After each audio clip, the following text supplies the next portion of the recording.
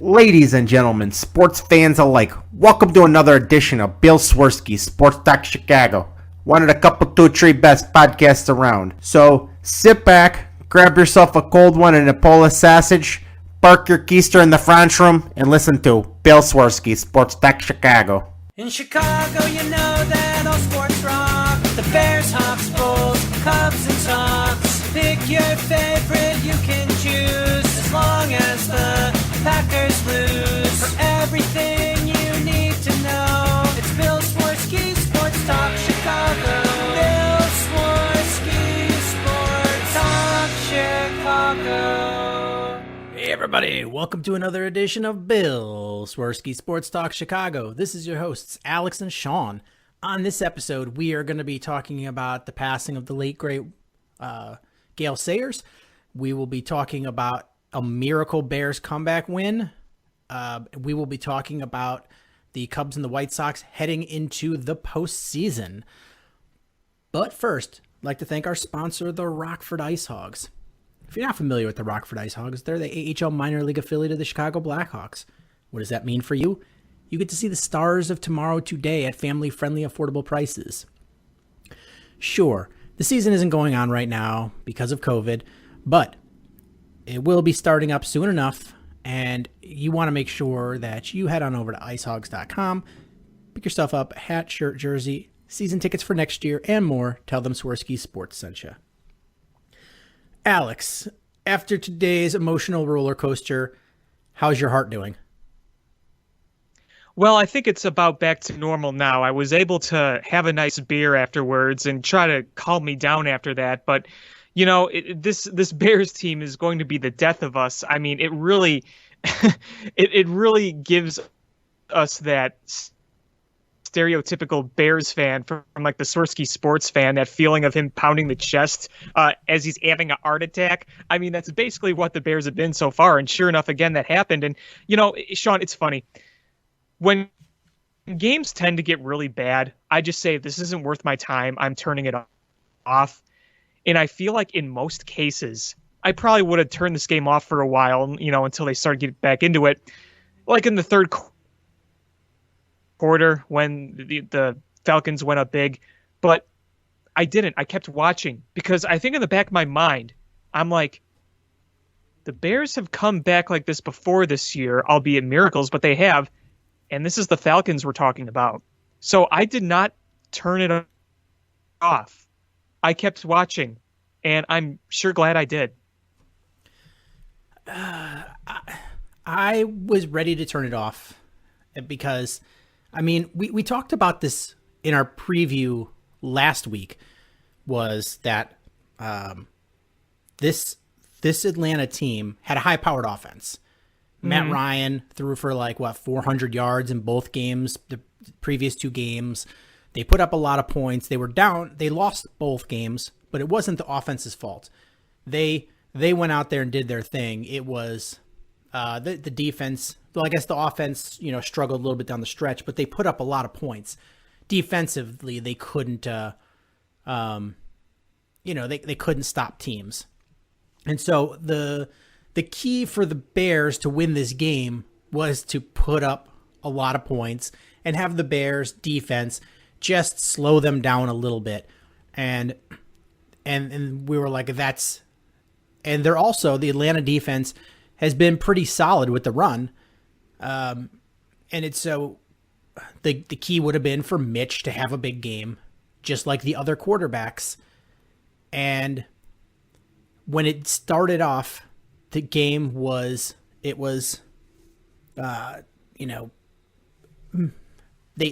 able to march down the field. They weren't able to capitalize with touchdowns, but Atlanta was getting touchdowns. So you have to, at that point, you can't match up field goal attempts to touchdowns. It's a bad matchup, and it's a recipe for a blowout. And so I was at the point, I'm like, you know what? I just want to see if the Bears are going to be able to put a stop and put a drive together to keep this a game, or I want to see if they're going to bench Mitch. Yeah, you know what that is? I am glad you brought that up because I was on the verge of turning it off, but as soon as Nick Foles came in, I'm like, you know what? I want to see how he does.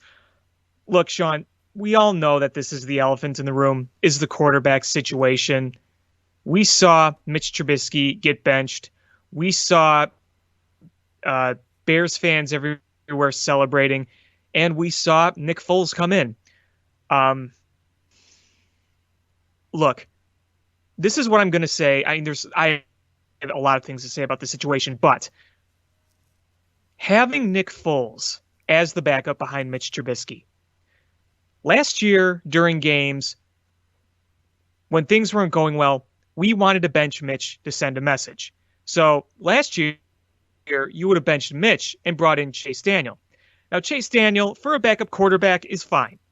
But if you would have brought in James Daniel, you're basically just thinking, just let James Daniel play and just let Mitch... Chase Daniels? Chase Daniels, yes. Thank you. I always want to call him Daniel. But Well, no, you said James. They don't want to bring in their left guard.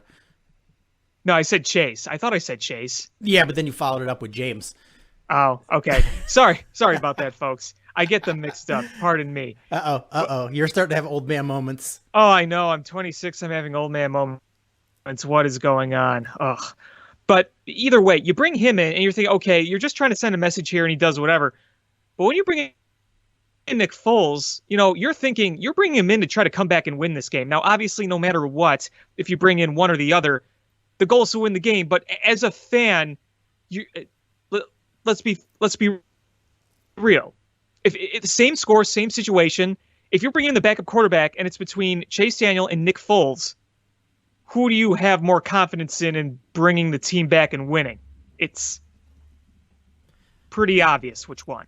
Yeah, and you're absolutely right. Is Chase is not a viable option to run the rest of your season with as a choice. Now, if you were like, oh, Mitch got hurt, you're like, well, that's who we have to ride with. But if you're saying, you know what, Mitch is just not doing the job, we're going to bring in Chase, that's not a viable option. That's not something you do for a winning team. It's Mitch is clearly your starter in that scenario. But you're right. When you have Nick Foles, sure, is Nick Foles an elite quarterback? No. I mean, he's had some elite moments, but as a whole, he is not an elite quarterback. But he is far superior to Chase Daniel, and you have to recognize him as a legitimate starter caliber in the NFL. So when Mitch doesn't play well, then you have to take the stance of, yeah, Nick Foles is a viable option to keep playing every week. And look, you look at Nick Foles' stat line from this game. You look at it and say almost 200 yards in what, a quarter and a half, a quarter and 2/3-ish, 3 touchdowns, 1 pick. I mean, that 1 pick was not on him. No, We'll get to that in a minute. Yeah, and Anthony Miller dropped what should have been an easy touchdown pass. You also had Allen Robinson, who did make some big plays today, don't get me wrong, but, with an addition to that 1 pick. And then he also dropped another pass on 3rd down that easily could have been caught. I guess not easily, but a guy of his caliber most likely should come down with that. Yeah, so, you saw Allen Robinson. He had the play we'll talk about, obviously, as you said, and then he had another play on 3rd down where he dropped it. I'm not saying that Nick Foles turned into in prime Tom Brady, but because he did have some bad throws, but you really got to respect what he did to help bring that team back. He didn't panic. He was calm. He's not Mitch Trubisky where he's mobile. You're not going to rely on him to be mobile and run for yards like Mitch Trubisky had that ridiculous run of 45 yards because there wasn't anybody within 15 yards of him. But, Nick Foles is just going to try to stay in the pocket and try to get rid of the ball quickly. And, I mean, he did enough to help this Bears team come back and win. He's earned the respect, I think, to in my opinion, I think he's got to be the starter next week. I know there's probably you might have some differing opinions. I don't really know, but in my opinion, I think it's a no-brainer you start Nick Foles next week. Here's my opinion on things. And this is completely my opinion. I don't have any insight. Haven't read anything that was said to this effect. This is, again, my opinion. Mm-hmm. So we did not have, because of COVID, we did not have an open training camp. We also did not have any preseason games. So we also had limited numbers of actual padded practices with scrimmages. So none of us know what the quarterback competition was. Based on the play calling that we've seen since game one, since the fourth quarter of game one, so basically all of the Giants game and the first, 2.5 quarters of today's game, you saw very little being asked upon Mitch. They've ran the ball a lot more. The throws they asked him to make were safe throws. They didn't put it in Mitch's hands. Even when, we were about to get blown out by Atlanta, even when there was some trouble in the Giants game, they didn't ask him to make plays, which leads me to believe that the decision was not Matt Nagy's, that Mitch Trubisky would be the starter this season, that it was Ryan Pace's decision. I think Ryan Pace handed it down and said, we're going to start Trubisky. We need to see what we have in him. And I think that was against the wishes of Matt Nagy. And that's why Matt Nagy pulled the plug today. Not at halftime, just he had enough in the third quarter and just yanked him. And I think it would be Matt Nagy's decision to keep Nick Foles be the starter for the remainder of the season. But we'll see where that goes. We heard today after the game that Matt Nagy said he hasn't made a decision yet on next. And I feel like there's going to be long discussions about it. Just the way I see it is, I am not expecting Nick Foles to put together a Pro Bowl type run down the stretch if he does keep playing. But I think right now he has earned the start at least next week. When you come in for the first time in the season, it's a new team. I know he's worked with Matt Nagy before, but it is, I guess, new again to him. He's familiar with his coaching style, but that was back when Matt Nagy was not a head coach. So he's a head coach now. So you could say a different scheme, I guess. And you come back and you win that game and you throw 3 touchdown passes and you also have 2 should have been touchdown passes that weren't. I just think Nick Foles has earned that for the time being. And I don't really see an argument where you could really justify bringing Mitch back yet, unless your argument is you're worried about the Colts defense getting to you. But I don't know if you're that worried about that happening, because again, if Mitch Trubisky has one thing over Nick Foles, it's mobility.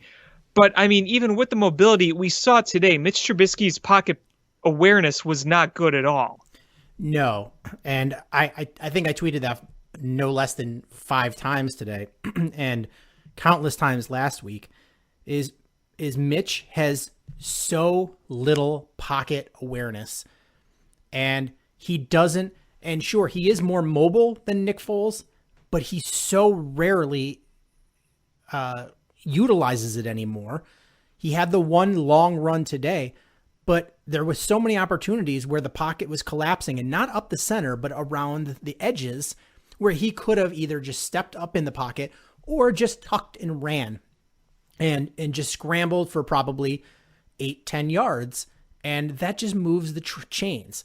When we saw him when we had some hopes for him early on, we were like, okay, well, the scrambling ability, that's going to be, he's moving the chains, excuse me. And,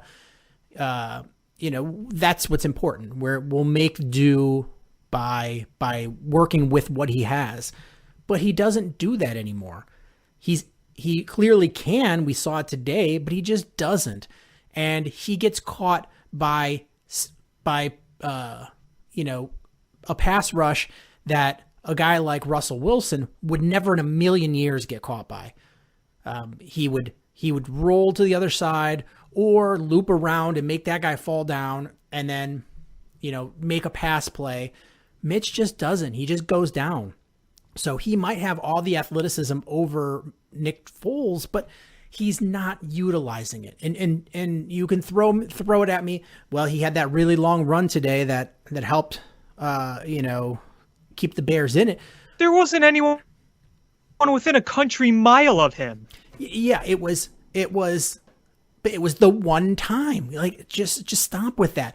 Is, what we need out of Mitch Trubisky. And Mitch Trubisky, if you're looking at the short and the intermediate passes, sure, he's hitting them and they're running the ball pretty well, but he's not able. The problem is that defenses are not afraid of Mitch Trubisky beating them with his arm. They're not afraid, and they're going to keep that safety down low. Even if you have guys with one-on-one coverage deep, they're not worried because they know they have that extra defender in the fact that Mitch is going to throw a bad ball. Speaking of throwing bad balls, this is something I really wanted to bring up. I think that, luckily for the Bears, it did not, but easily could have been a game-changing play. And, there were a number of moments, but towards the end of the first half, when Trubisky threw deep, and I think it was Anthony Miller was wide open downfield, and it was overthrown by a good, 8 yards? It was so overthrown. That right there. I just wanted to tear my hair out like Larry of the Three Stooges. And the other thing too was that we saw early on, I didn't mind a lot of the play calling early when they were moving the ball. They were keeping it simple, but how many times did we throw in front of the sticks? That drove me crazy too. Yep. I have that in here. But to talk about. But I just want to keep up with the Mitch thing. Is so what does he bring? He can't stretch the field, and guys aren't worried about double moves because they're gonna undercut everything because they know that even if they get beat, that pass is gonna be bad. So what's the purpose? So they're gonna have tight coverage because they're not worried about getting beat on a double move, and that's just. You can have all the speedy receivers in the world, but if you can't hit them with a pass, then what's the point? And we have Allen Robinson, but how often do you get Allen Robinson catch one in stride and he gets yards after the catch? It's always catch, get hit, because he's got to stop and jump or stop, and catch the ball. Like, it's never, ever in stride. No, it's not. It's not. And that makes a big difference. Nick Foles, what he brings differently is he's getting the ball out faster. He's reading the defense better. And even if he can't hit those deep passes as well as we would want a quarterback, it's if his percentage of hitting those passes is higher than 0, then he's doing a better job than Mitchell Trubisky. Look, if you're going to keep a relatively simple playbook, then you know what? Nick Foles is the guy for that because, if you're not going to be trying to target deep because neither quarterback can do it, you would still want Nick Foles as that guy just because he's smarter at reading the defenses and you don't feel like he's going to make as many mistakes. Yeah, and we did see him hit a deep pass today for the touchdown to take the lead. We did. With somebody in his face. We saw it. We saw Mitch Trubisky without anybody in his face miss a wide open guy for a touchdown, and Nick Foles came in and threw for 5 touchdowns. Asterisk. Yeah, exactly. So I had seen no reason for Nick Foles not to be the starter next week. Right. I'm right there with you. And the thing is I think a lot of people on Twitter think that if you want Mitch benched, you hate Mitch. Or if you want Mitch benched, you think Foles is the best. I don't think that has to happen at all. Like, do I hate Mitch? No, I don't. It's what did he, I mean, as a player, he drives me crazy, but he seems like a nice enough person. Like, I don't hate him. I just don't want him as my quarterback. Those are two different things. And just because I want Nick Foles in, does that mean I think Nick Foles is a Hall of Famer? No. I just think that Nick Foles is going to give us the better opportunity to be a steady presence on the offense and open this up a little more, and that we haven't been able to do. We have been stifled. We played today a team that I'm going to read you what this defense did the last 2 weeks. Week 1, Russell Wilson had an almost perfect quarterback rating, 322 yards passing, 4 touchdowns. Week 2, Dak Prescott threw for 450 yards, had 109 quarterback rating. They scored 40 points, and the Cowboys offense put up almost 600 yards of total offense. The Atlanta defense was giving up a touchdown almost every single time that the opponent was in the red zone. They were by far and away the worst red zone defense in the NFL. And how many points did Mitch lead the Bears to in the first half? 10. 10. So that's not good enough. It's not good enough. And when he left, how many points had the Bears scored? 10, right? They had 10. It was 26-10. Yeah, 26-10. Yeah.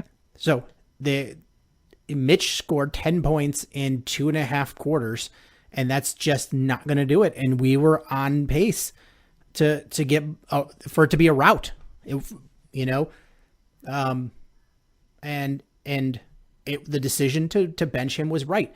And the frustrating part is he doesn't understand why he was benched. He doesn't understand, which means that he's not understanding the film when he's watching. It's everybody in the world is seeing the same thing about Mitch, and except for Mitch. That's mind-boggling that he can't see. He can't see that. Sure, was it one play? Was it one series? No. I mean, that interception was bad. That was a brutal interception. Oh, that was brutal. That might have been one of the worst picks of his entire career.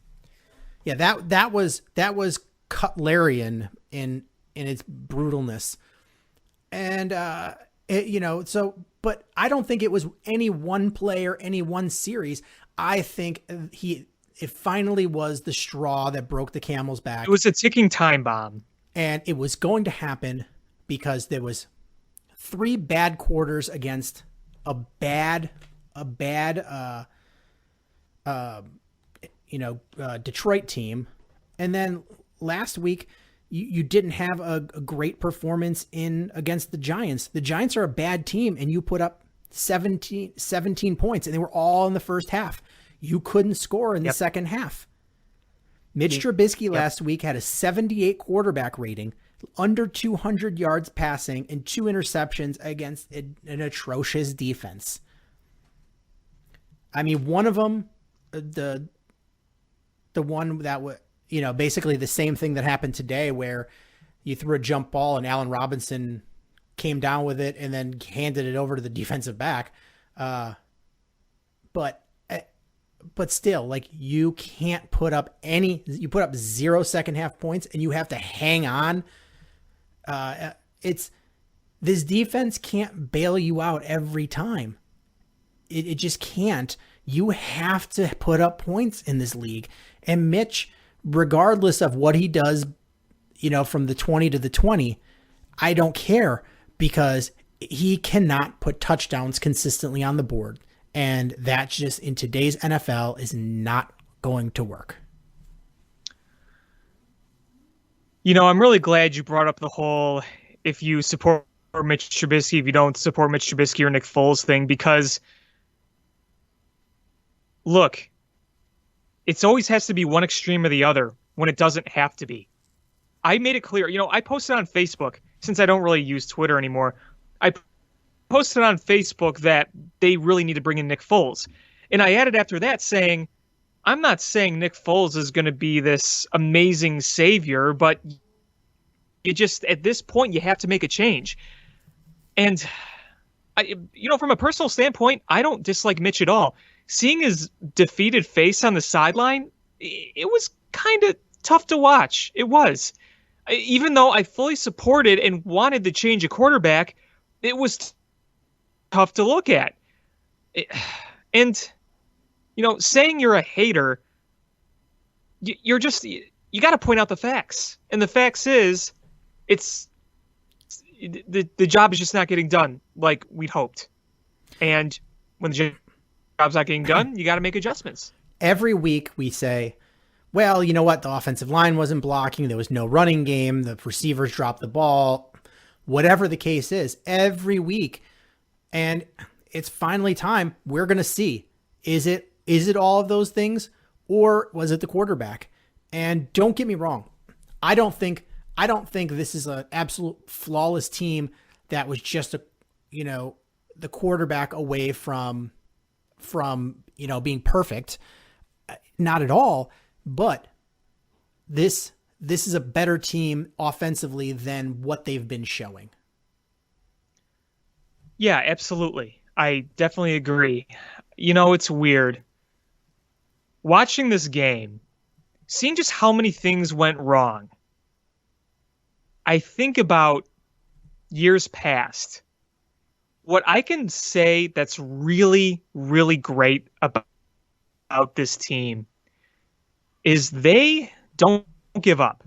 They don't give up. I guarantee you, today's game, if this was a few years ago, pre-Matt Nagy, they would have gotten their asses blown out of the water. And against Detroit, they wouldn't have come back and won that game. And, hey, you could say the Bears got a few breaks. But you know what? How many times have the Bears had breaks go against them over the years? Or just today? Like, how many things went against them today? Oh yeah, absolutely. I mean, I don't like making excuses, but the officiating today was just not good. That second roughing the passer was complete utter garbage. Hey, that was just bad. The first one, I don't agree with it, but they are tightening down a little bit. I don't agree with it, because at what point does he become a runner and not the passer, and that he deserves the protection of standing in the pocket? So I don't agree with either one. I think both were terrible calls.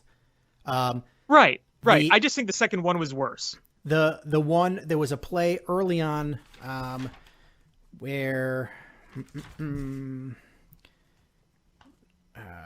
trying to find it on my sheet, because I wrote a lot of angry notes and I just realized I can't read them. There was they're just angry scribbles. It looks like Jack Torrance's on the typewriter at the Overlook Hotel.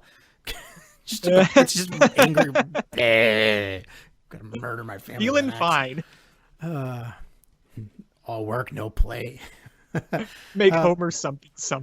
There was the Bears had a nice drive going. It was when they missed the field goal, the 46-yard attempt. They had the nice drive going, and they threw the third down pass, which would have been a first down, to Allen Robinson. The defensive back hit him before the ball got there, and they didn't call anything. And it was basically the same play that they called it pass interference on last week against Eddie Jackson, except worse. It was worse than that. And they called that pass interference and called back a touchdown. And this, they didn't say anything, and drove me nuts because, so there was that, which, you know, at the way the Bears were driving, it would have made it a different play because bare minimum, they move closer for an easier field goal, or they drive down and score a touchdown. And that's points off the board. Both of those roughing the passer calls led to touchdowns. Both of them. If those were not called, the one should have been a turnover too. Yeah, both of those would have resulted in 0 points. Instead, they were 2 touchdowns. Then the most egregious one was the interception in the end zone. That, if you watch it closely, you know, it's probably an interception, but the fact that it was called a touchdown on the field, by the rules of the NFL, there has to be clear evidence to the contrary to overturn it. And there was absolutely not enough evidence that's absolutely a pass interference. The way I looked at it, I tweeted out, I was like, I'm glad they called it a touchdown on the field, because no matter what they called in the field, I didn't think there was evidence either way to overturn it. So if it was an interception, that's exactly what I was thinking too. Yeah. If there's an interception on the field, then I was like, there's nothing to overturn that. It's an interception. If it's a touchdown on the field, there's nothing to overturn it, and that's a touchdown.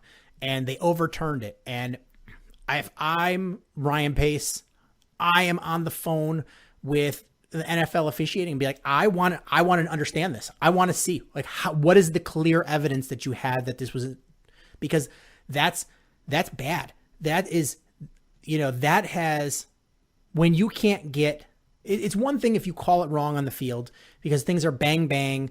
And if you don't have the clear angle, it's hard. I understand. But when you have replay, how do you not get that right?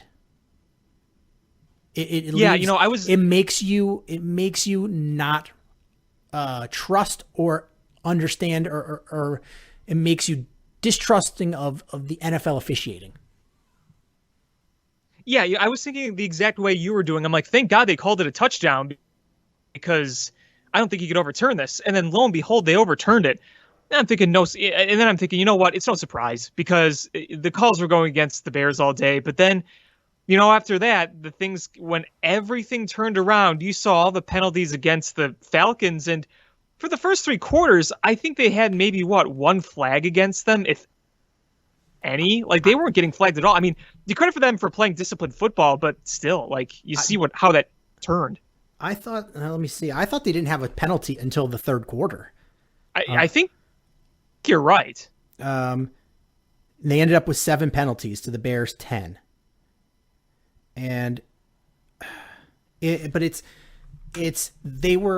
was so many big penalties that went against the Bears, and the fact that when anything didn't go for the Falcons, you could see Matt Ryan throwing his hands up and waving off the officials, and you're just like, what the hell? Do you know how many benefits you got? Yeah. I mean, yeah. I tweeted this out. I was like, you know, the Bears played poor enough to lose. This was before they came back and won. I was like, the Bears played poor enough to lose this game, and they did the way they played. They've deserved to lose this game, but it's really hard to overcome when all of the calls are going against you. And the only one that went against us that I was like, all right, I get it, was the touchdown, or what should have been the touchdown pass to Miller, where it hit the ground. Yeah. That was the one I could think of too. But, you know, I just wanted to bring this up really quick. On that bogus second pass, roughing the passer call, when Khalil Mack got the ball, I was hands on head yelling, "Why did you try to lateral that?" Am I the only one that thought that was just so dumb? It was dumb, but I understand it. They understood that they needed a huge play on defense to make this a competitive game, because it was getting ready to be, go out of hand.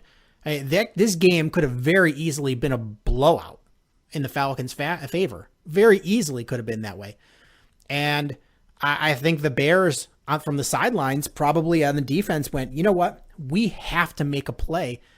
And this defense is good enough where when they say they have to make a play, it's not, oh, I have to make a stop. It's I have to get a touchdown. And I don't blame them.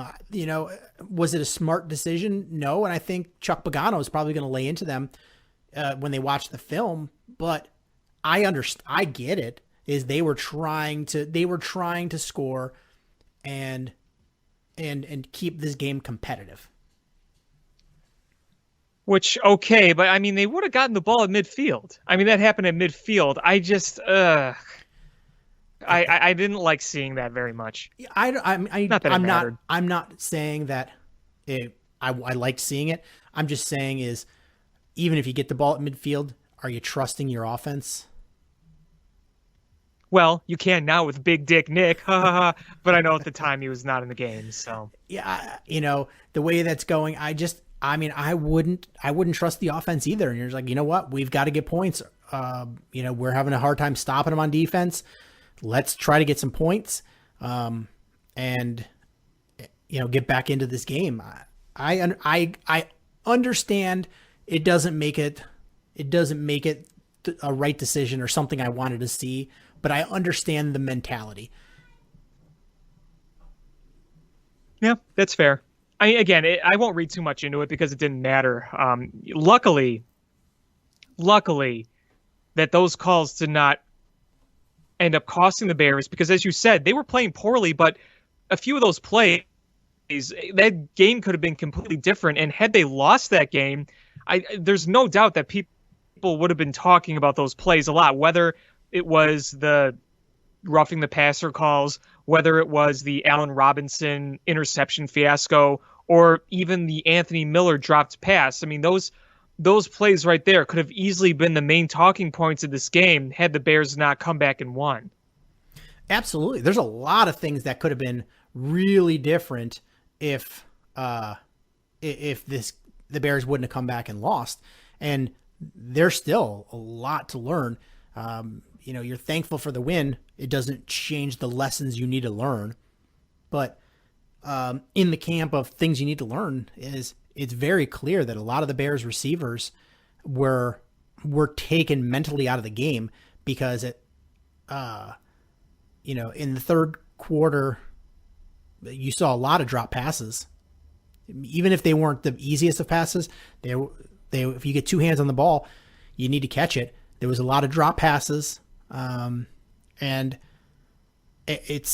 you need to mentally be in this, and you need to mentally think you're going to win, because you've come on three teams so far. You're 3-0, and all you can do in any sport is beat the teams on your schedule. It's all you can do. And it happened to be that the first three teams, with the first team is the biggest shoot yourself in the foot team in the NFL. And the Lions beat themselves more than the Bears beat the Lions. Are you sure the Falcons haven't taken that title? Well, I'm just talking over recent memory of the last several years. But yeah, this year it's definitely Atlanta. But the Lions just shot themselves in the foot and gave the Bears that win. The Giants were just a bad team, and by far and away, their best player got hurt in the game and was out for the season now. And now your fantasy team. That sucks. Yeah.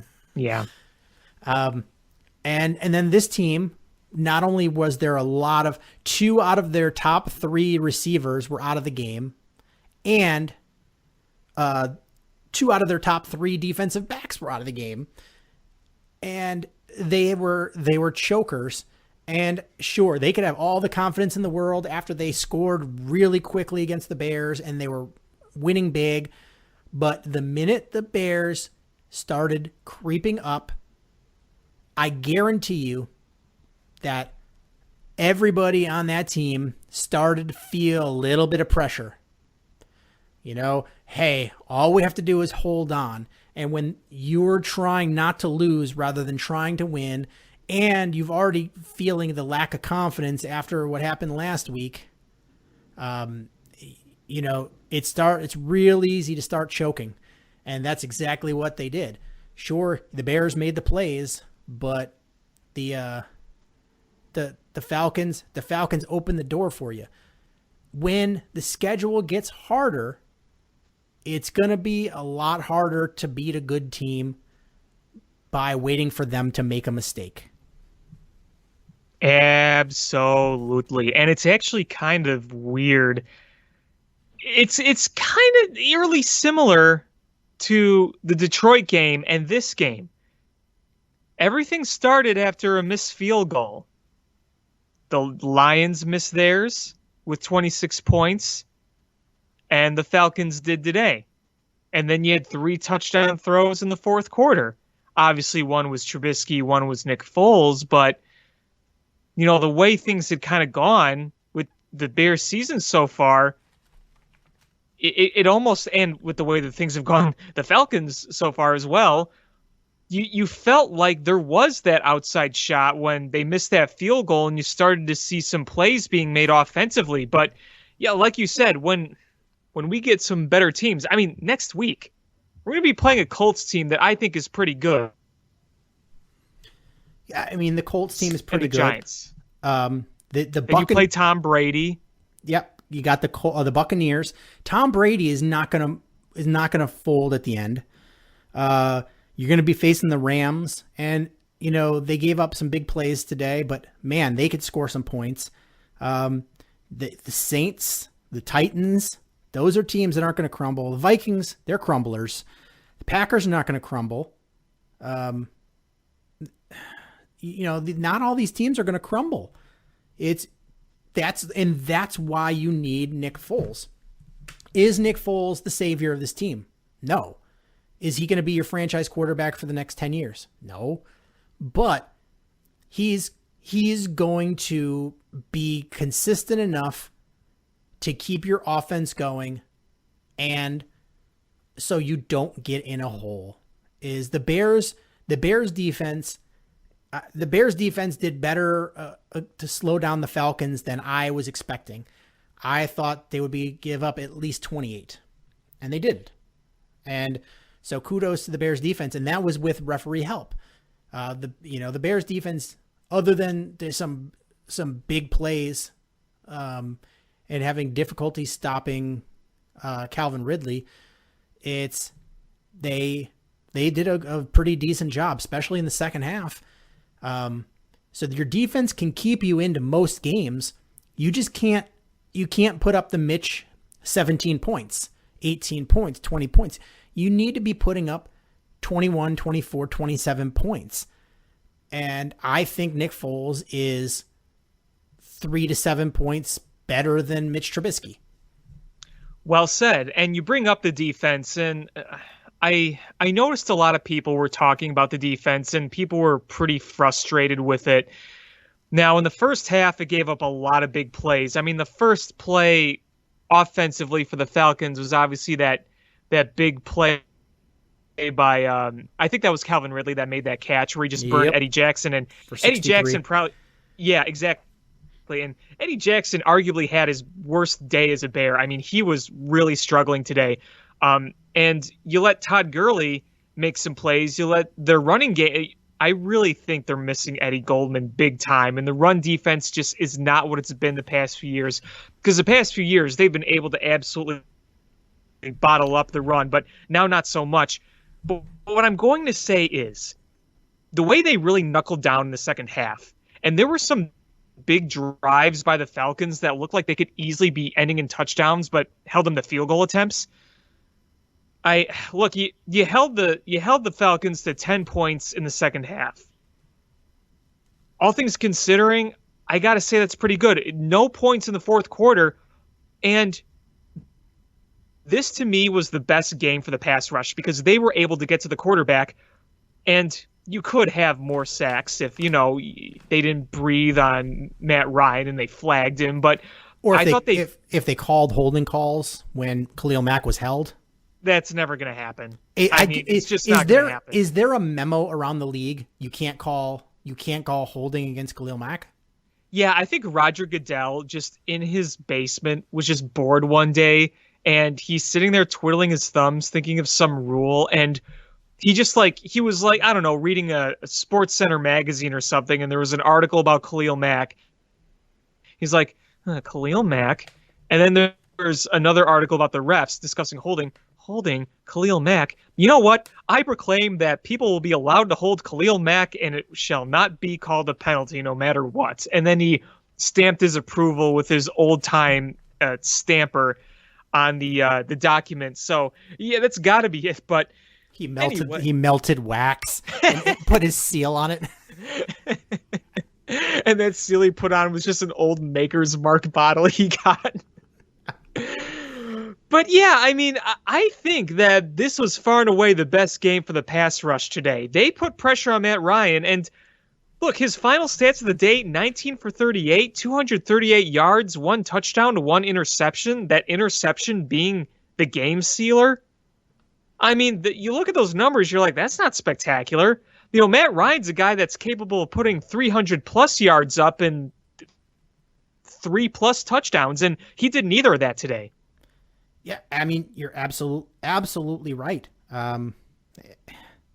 Matt Ryan is let's see, against Seattle, who's got a really good defense. He threw for 450 yards and had a 98.5 quarterback rating. Last week in the loss to Dallas, he threw for 273 yards and 4 touchdowns with a 126.3 quarterback rating.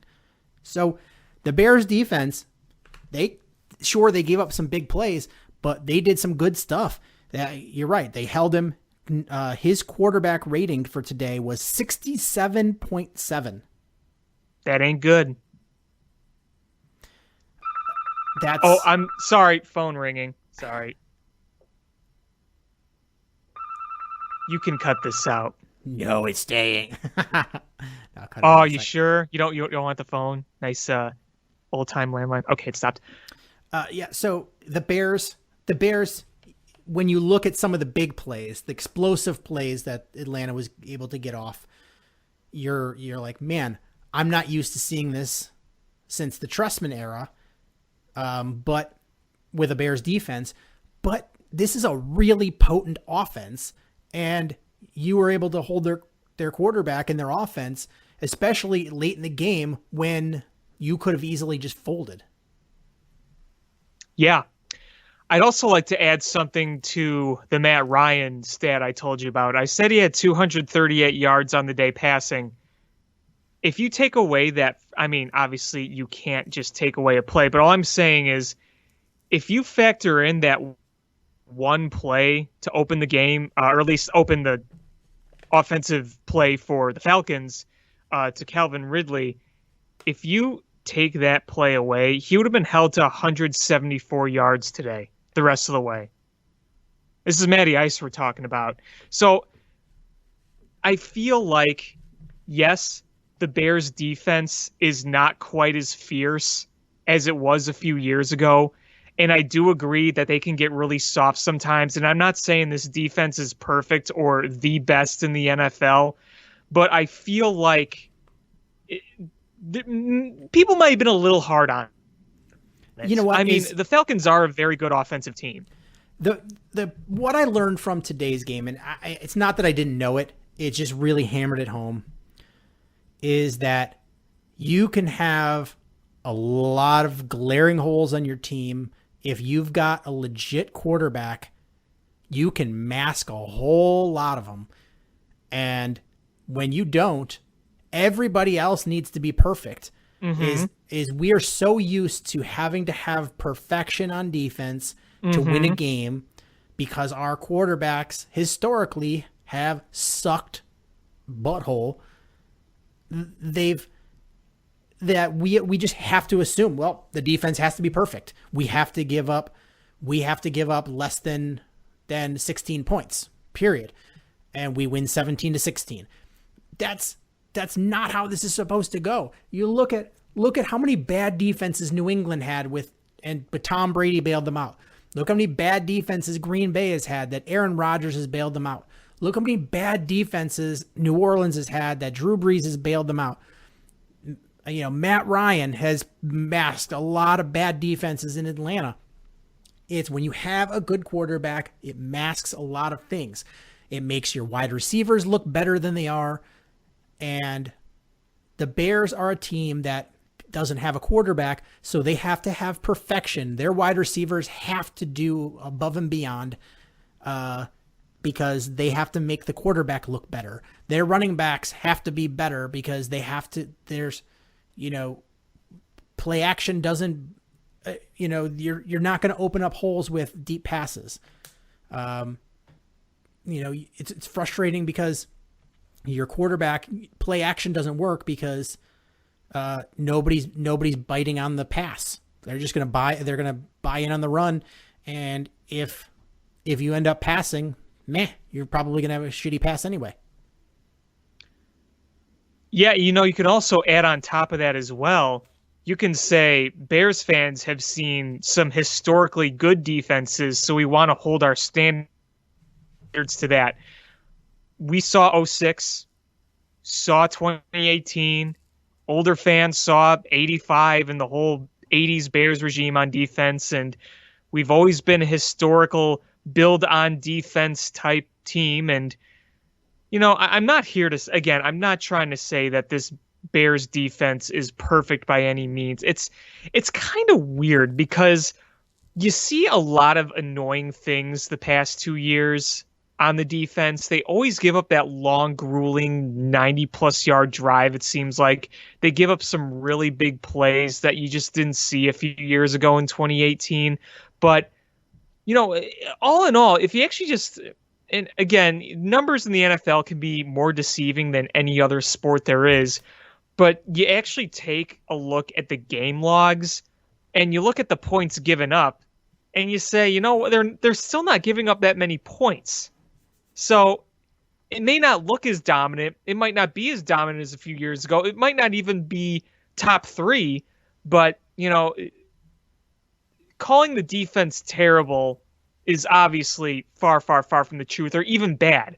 I still think it's a good, solid defense, and with some holes, obviously. But I can't be as hard on it today, considering the opponent they played. They were on the road, and they stepped up when it mattered.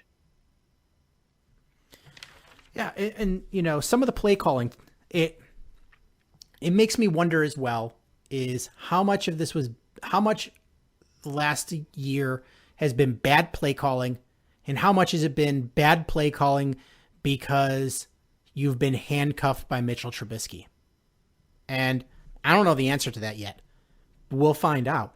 There was a series today where the Bears had a second and long, and they ran it with Cordero Patterson. And then they got to a third down, and they ran it with Cordero Patterson again, rather than trying to pass to pick it up. And then you're like, okay, they decided to run it rather than pass. Did they not trust Mitch? You get on that same drive. This was the second drive of the game for the Bears. They got to a 2nd and 15. And then on third, and then they were on 3rd and 9, and they passed it short of the first down, where even if the receiver caught it, which didn't, that would have been in a 4th down anyway. So you're like, well, what do we expect out of Mitch? Like, he doesn't, like, what is he doing?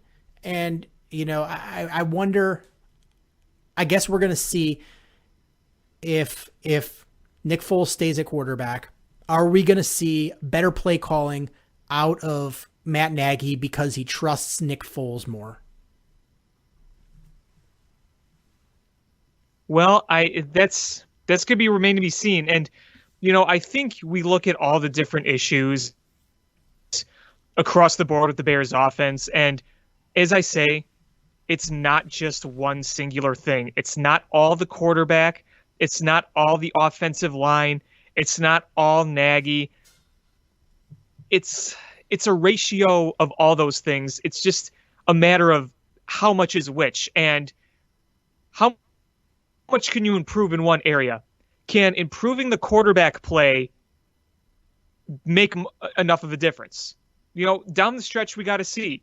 Can an offensive line that's kind of inconsistent be masked a little bit or bettered if the quarterback play is better because you have a smarter quarterback taking snaps if Nick Foles stays in, even though he's not as athletic as Mitch? Is Matt Nagy's play calling going to fit Nick Foles' style better?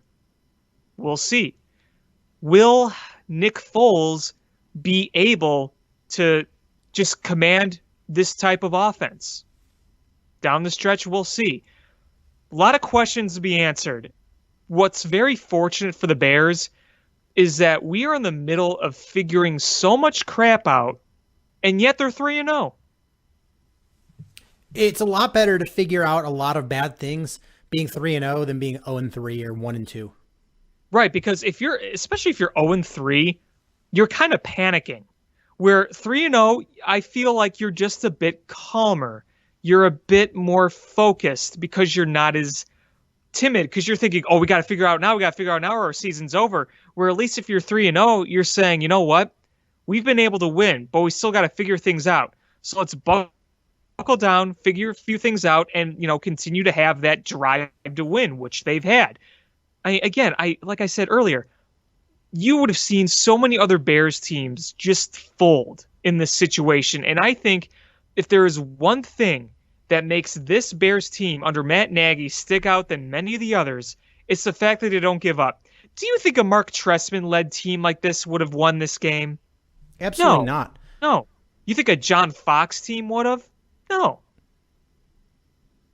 Nope, they wouldn't have. I'm looking at the third drive the Bears had in the first half. You had those two terrible, terrible deep throws by Mitch.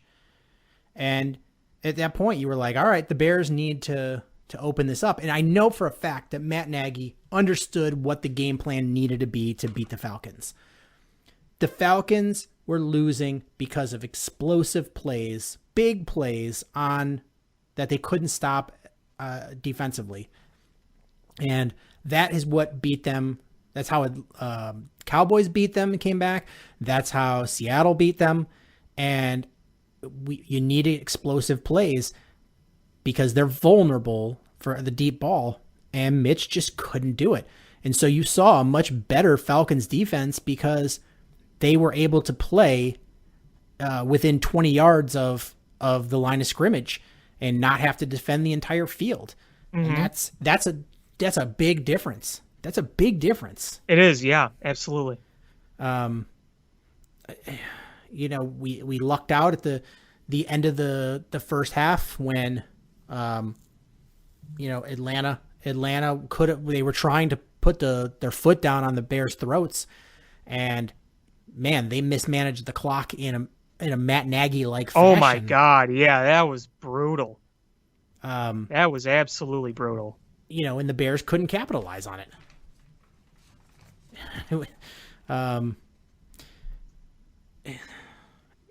It's just really frustrating. They bad clock management in Atlanta, and the Bears had minute 17 and I think all of their timeouts, and they ended up having to punt. They got to make a coaching change, right? Like, they can't keep going like this. Atlanta, I don't think, they make it the end of the season. This is brutal. Absolutely brutal. This is historically brutal. I mean, it's not that they're 0-3. It's the way that they've lost these last two games and how good their offense is. It's tough. You're going to lose the locker room is what's going to happen. Mm-hmm. I don't know who Atlanta plays next week, but let's see. Do they play Green Bay? Or am I imagining that? Week 4, Atlanta will play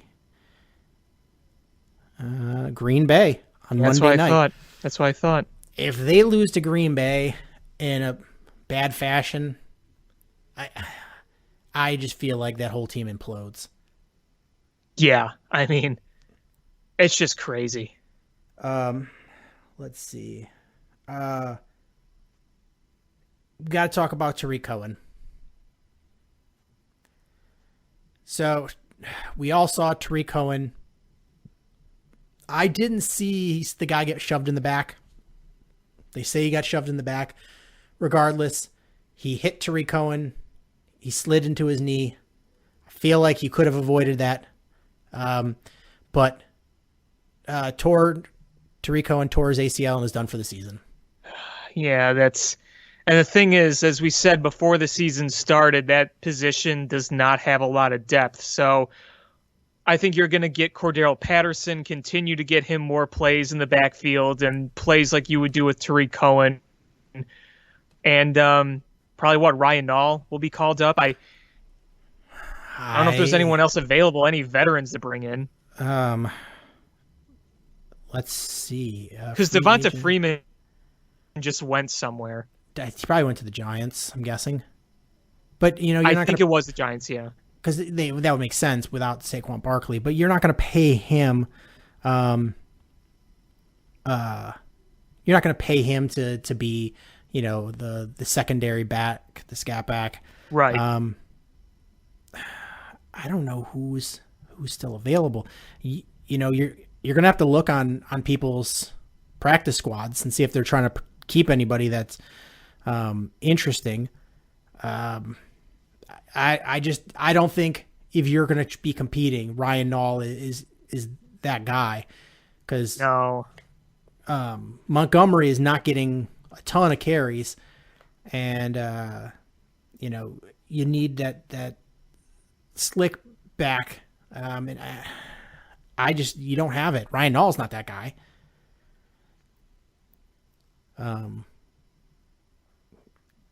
I don't know. What's Jaquiz Rogers up to these days?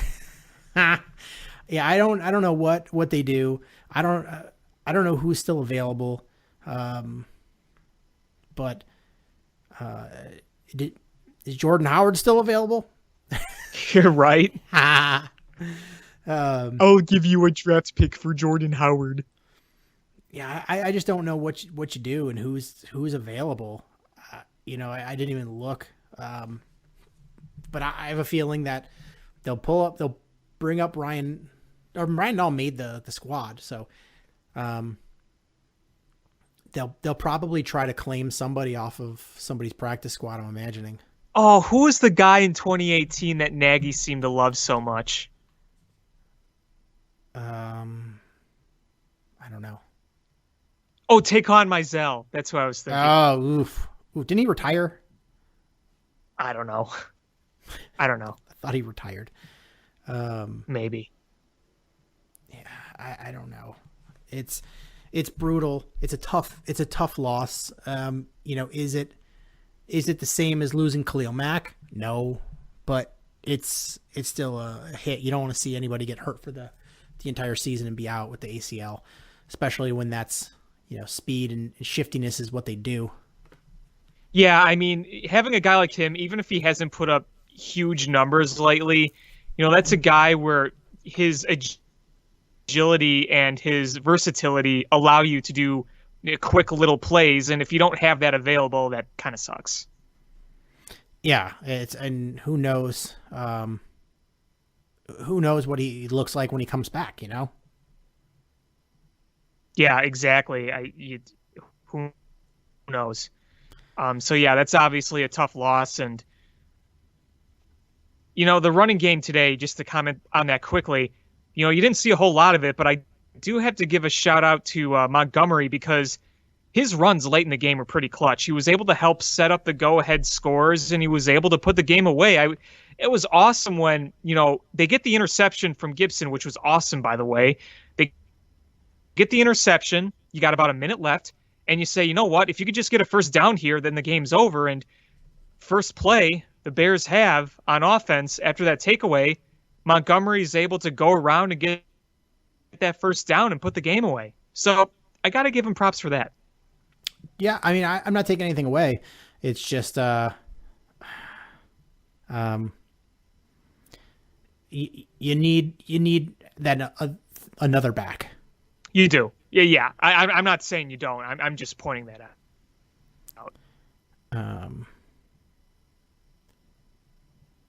Let's see, running backs, garbage.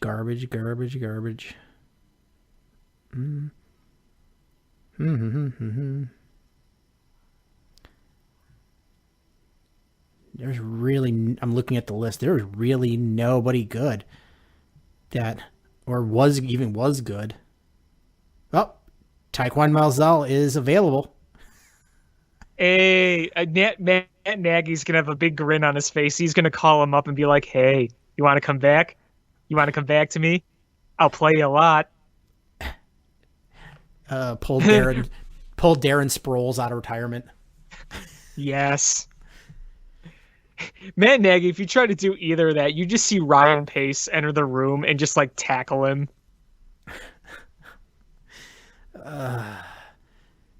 So next week, we're going to be facing an Indianapolis Colts team that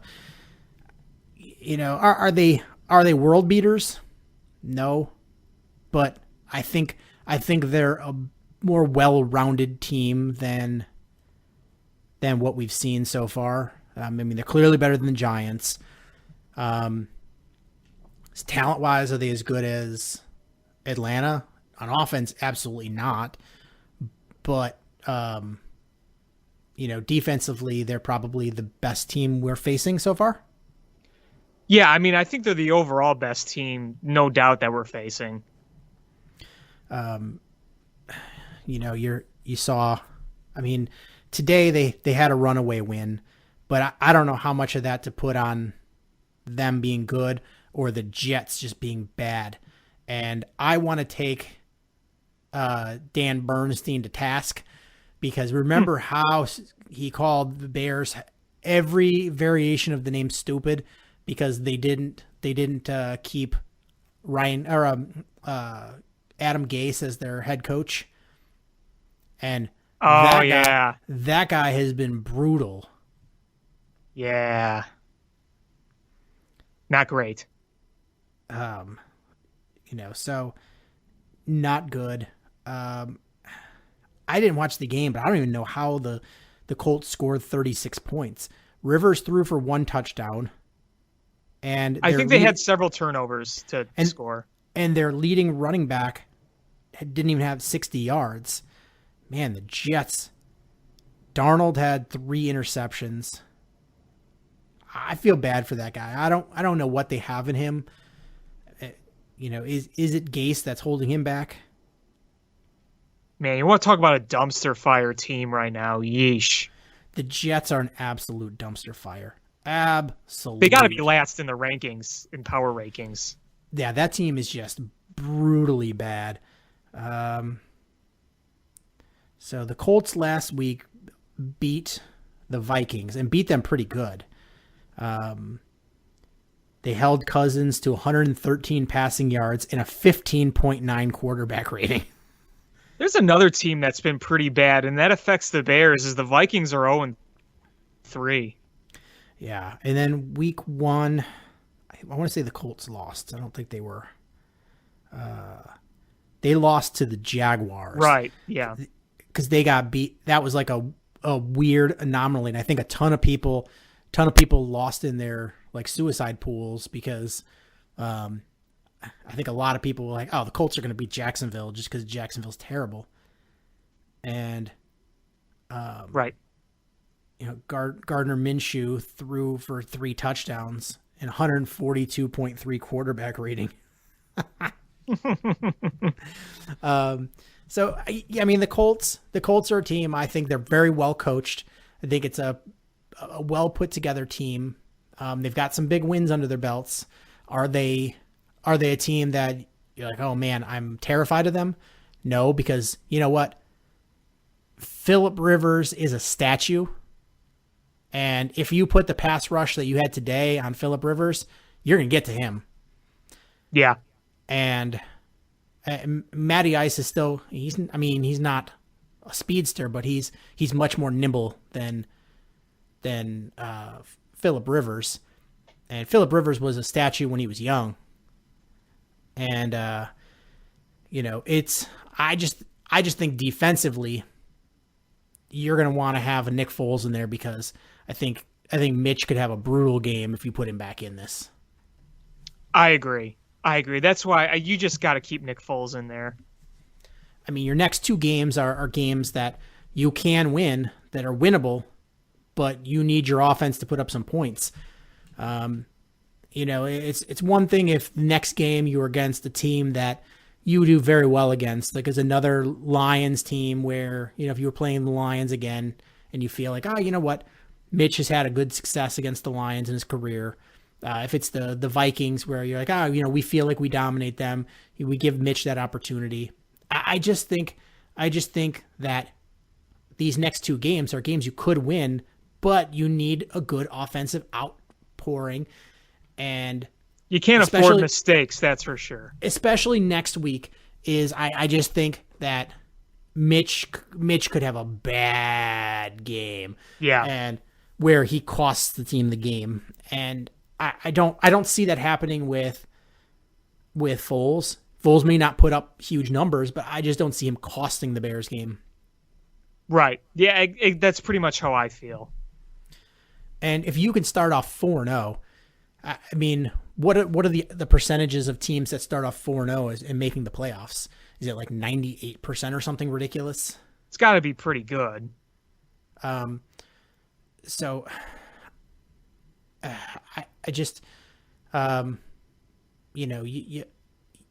feel like you need to start Foles, and I don't think this is a message anymore to Mitch. I think this is, I think this is a so long, thanks for everything, we're not re-signing you. I don't know how you ride it out with Nick Foles at this point. Right. Yeah, I'm right there with you, man.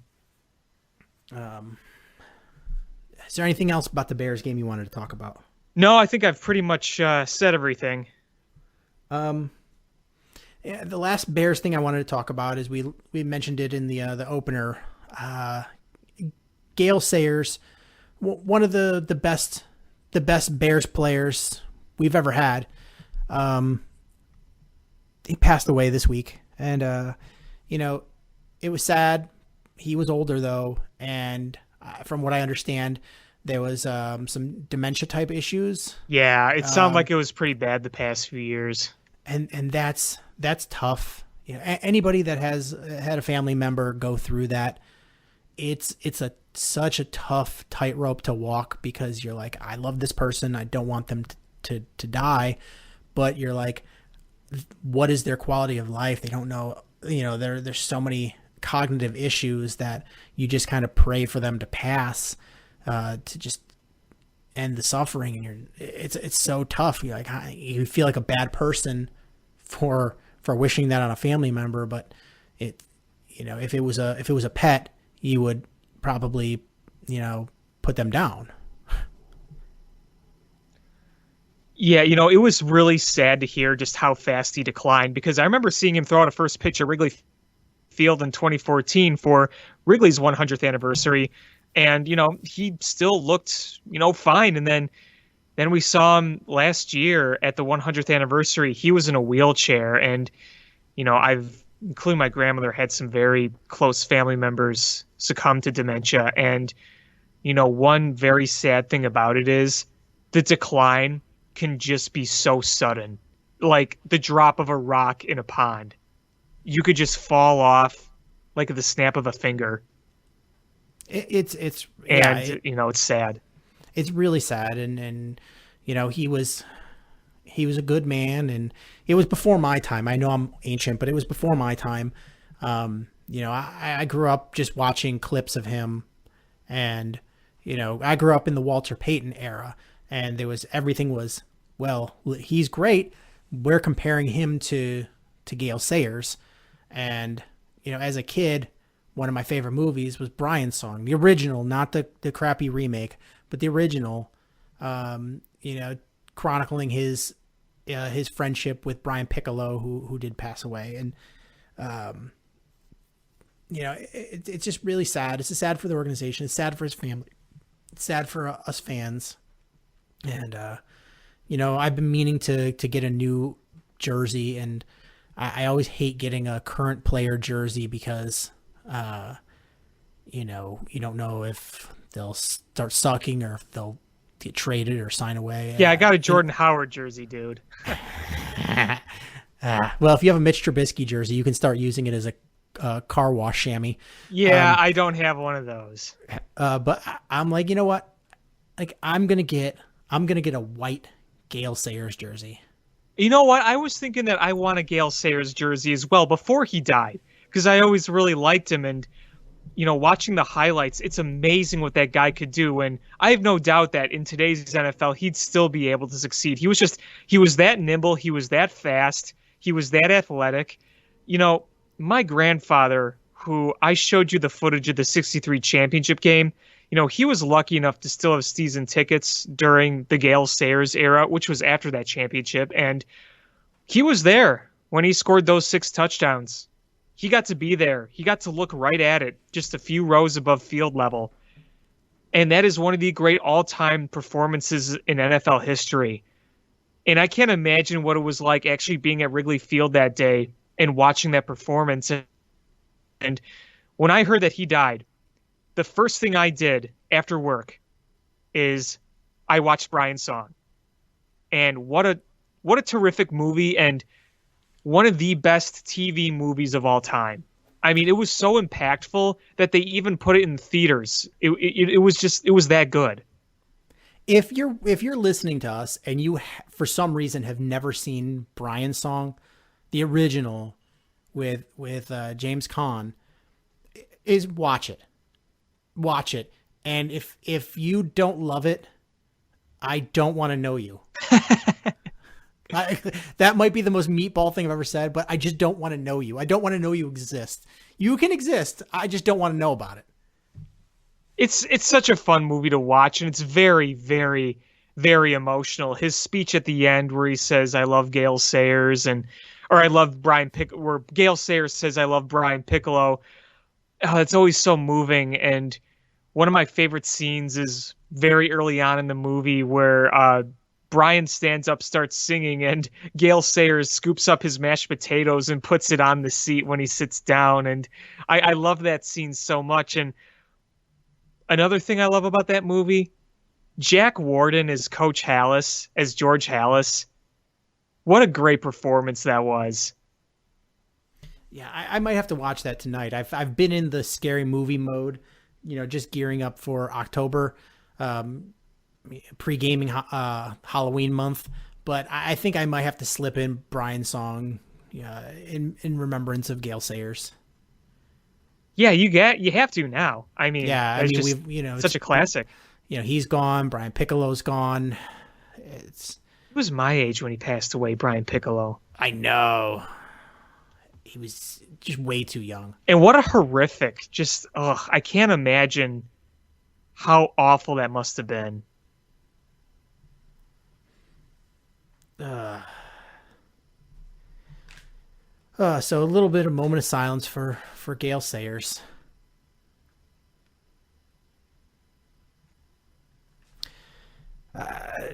To move on to happier things, the regular season for Major League Baseball is now over.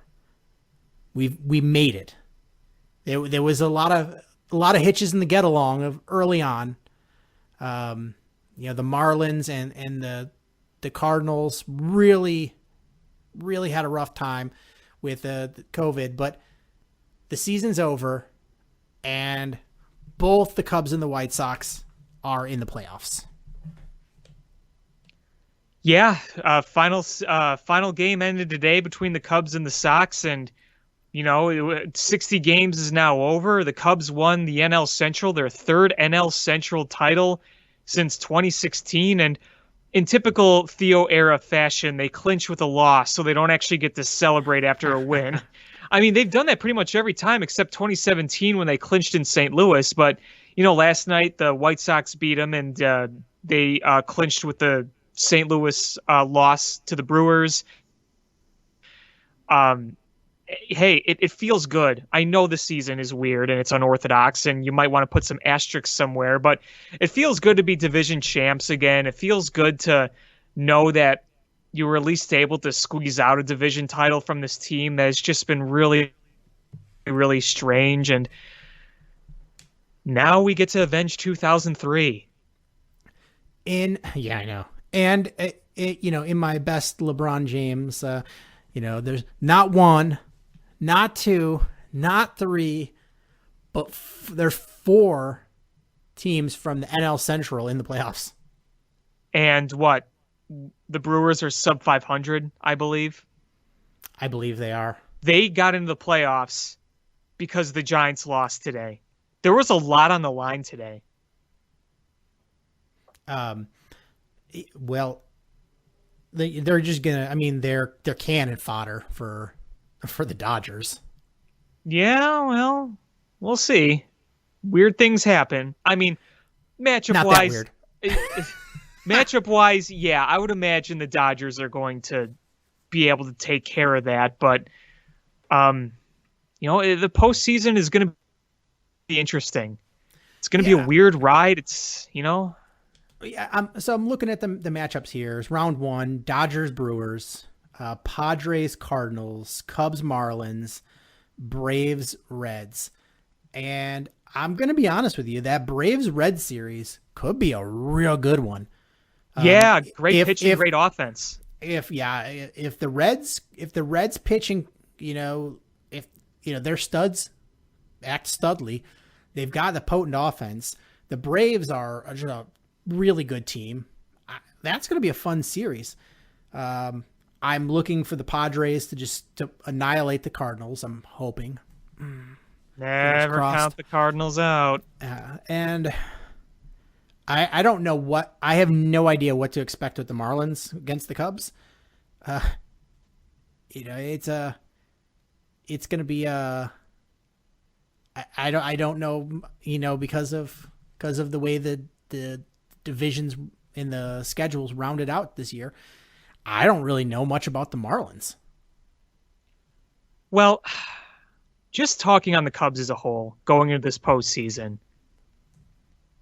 I can't honestly tell you I have the highest of expectations. I feel like this team's offense has been so unbelievably inconsistent. I mean, you saw them get shut down a week before they went and played the White Sox and scored, 25 runs in 3 games?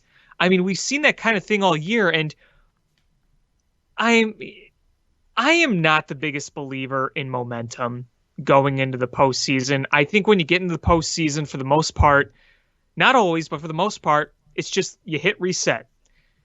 And I'd like to think that their offensive outburst this weekend could help spark some confidence in their offense, especially in guys like Chris Bryant.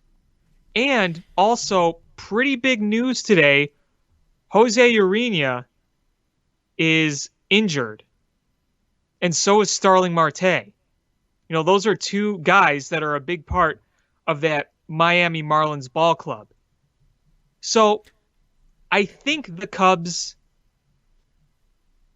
can take this. I just don't know how far this team is going to go. I heard yesterday on the radio that the Cubs in this truncated season, 60 games, had 4 streaks of at least 17 straight scoreless innings. Mm-hmm. Yeah. Not in the good way, like their pitcher shut somebody down, in the bad way that they did not score for 17 straight innings, at least 4 different times. Yeah. And they had a recent one. What was it? They didn't score. There was there's nothing.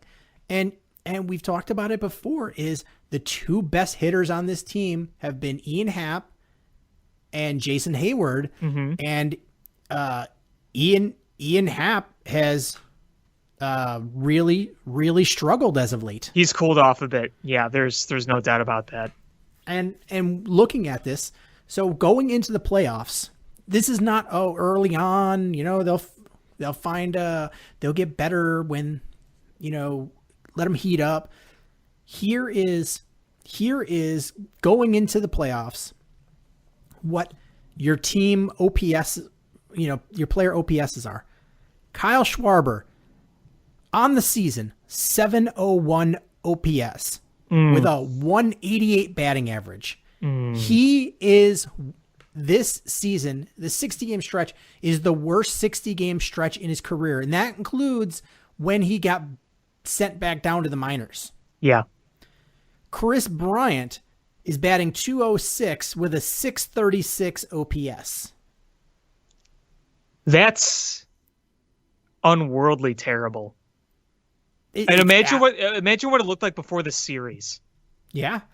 Javi Baez is batting 203 with a 599 OPS. Victor Caratini is batting 241 with a 661 OPS. David Bodie is batting 200 with a 711 OPS. At least he comes up clutch. Jason Kipnis is batting 237 with a 744 OPS. Nico Horner is batting 222 with a 571 OPS. And let's see. Ian Happ is batting 258 with an 866 OPS. Anthony Rizzo is batting 222 with a 755 OPS. Wilson Contreras is batting 245 with a 767 OPS. Jason Hayward is 265 with an 848 OPS. Those are your regular starting players, where you don't have anybody with over a 265 batting average, and you only have one guy with an 850 plus OPS, and you only have 2 guys with over an 800 OPS. And you won the division. Yeah, we're talking about a team that just won a division and are going to their 5th postseason in the past 6 years. Hey,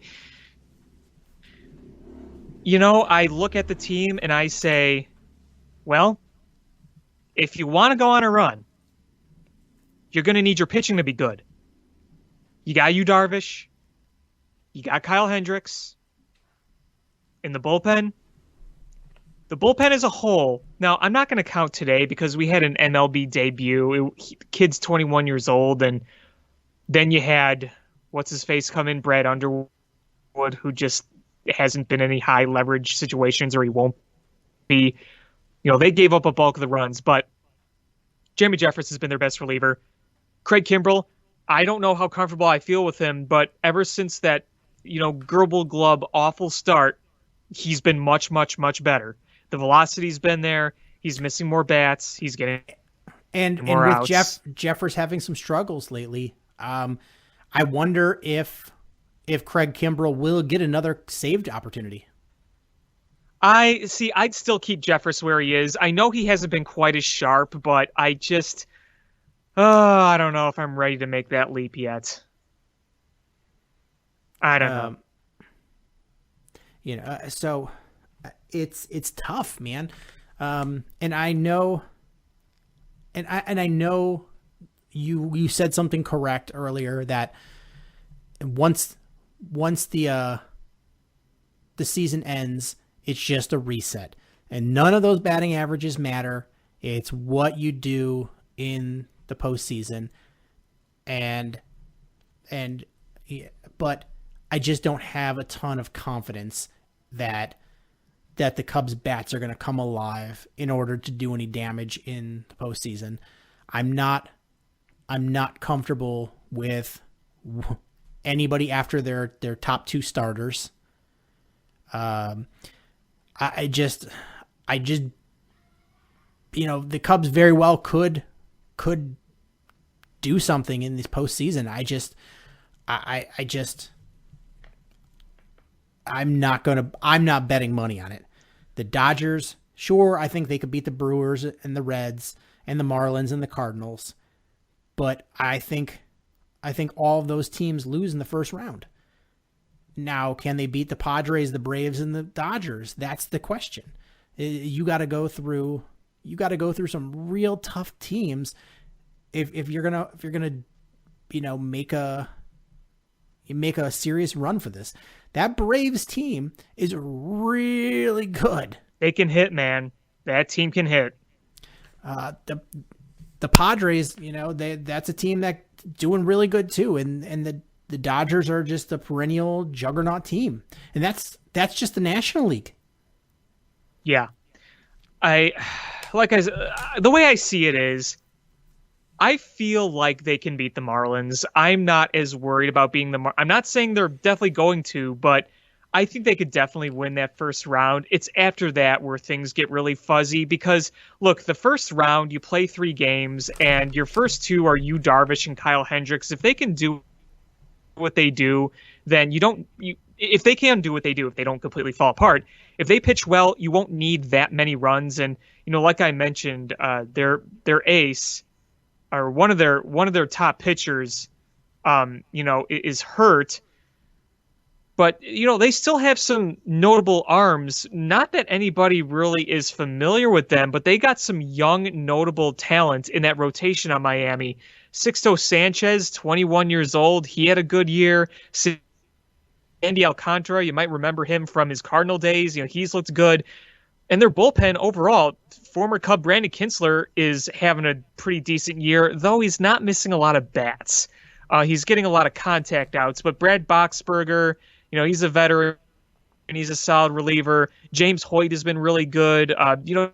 So they do have some notable arms. And if you look at their lineup too, you have some veterans in there like Jesus Aguilar. We're very familiar with him from his Brewer days. Corey Dickerson, Starling Marte got hurt, but I don't know what his status is right now. But if he's out, that could be an advantage for the Cubs because obviously Starling Marte knows the Cubs very well. Brian Anderson, who's one of the more underrated players in baseball, third baseman, very solid. John Birdie, he had a pretty good on base, 385 on base. I'm not saying the Marlins are murderers row by any means, but they're not that AAA pushover, obviously, that they once were, or else, they wouldn't be in the playoffs. But all in all, I think it's a winnable series for the Cubs, but I'm just not betting on them making a long run. But again, who knows? Who knows? Here's my question for you, Sean. How would you structure the rotation? Because I think you got to go Darvish 1, Hendricks 2, or I guess you could go Hendricks 1, Darvish 2, but those are obviously your top 2. I mean, I think you're 3. I don't think you really have a choice but to put in John Lester at this point. I really don't think there's much other choice you have. John Lester is your number 3. I think it's you're hard pressed to not, given his track record, and I think a lot hinges on him. If you can get a solid performance out of him, then man, the Cubs could be in this. I mean, not for the World Series, but at least making a play because you feel confident with Darvish, you feel confident with Hendricks, and if you can get a solid performance from Lester, then stranger things have happened. But you just don't feel that confident in what he's gonna bring to you. Yeah, I mean, obviously in years past, there are a few pitchers you trust more in the postseason than John Lester. He is the great postseason master, but at this point of his career, we are obviously seeing the mass decline here, and it's just not the same John Lester. And then after that, 4. I mean, You put in Jose Quintana? I don't know. It's tough. You haven't seen enough of him to honestly. I mean, how many innings have we gotten from him this season? Not a lot. You have one start and a few relief appearances. That's it. Yeah. So you haven't seen much out of him. He looked okay today. But have you seen enough of him? And Alec I mean, Mills? right. I mean, do you put him in? And, he's a nice story and everything. He threw a no-hitter, obviously, but do you want him pitching in the postseason? I don't know. I'm a little weary about that. I mean, what Jose Quintana has is he's got the veteran experience. He's pitched in the postseason before. He's pitched in high-leverage games before. And, sometimes you just got to go. And he's pitching for a contract. That too. So I think that's going to be one of the big mysteries is how you're going to do that bottom set. I mean, I know this isn't probably David Ross's MO, and the Cubs don't have the bullpen to do this. I wish they did, but just as an option. Again, I don't think it's really doable with this team, but I don't know if he's been thinking about doing an opener, but I don't know how you'd even go about that. The Cubs don't have long relievers. If you had Tyler Chatwood healthy right now and he was pitching well, then things might look a bit different, but you don't have that right now. Yeah, and you're not feeling that confident with Alec Mills because sure he had the no-hitter, but has he had a good start since then? It's been very meh. I mean, he had a meh performance against the Pirates, and the Pirates are garbage, so I consider that a bad performance. Yeah.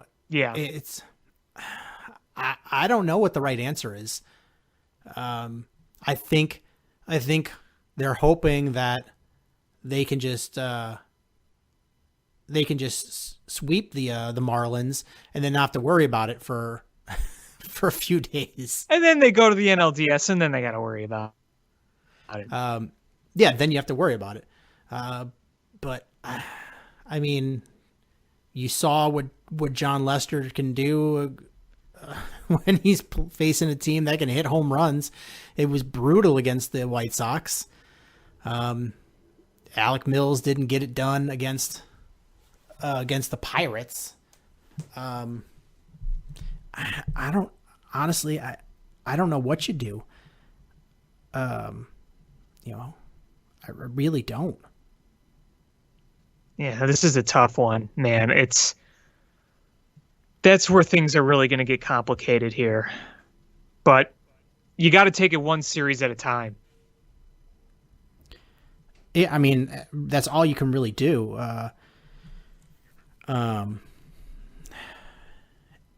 mean, do you maybe do Jose Quintana as an opener? I guess who would pitch the rest of the way? I don't know. Albert Alzolay is qualified to make the postseason roster, I assume. I think so. I mean, do you consider him?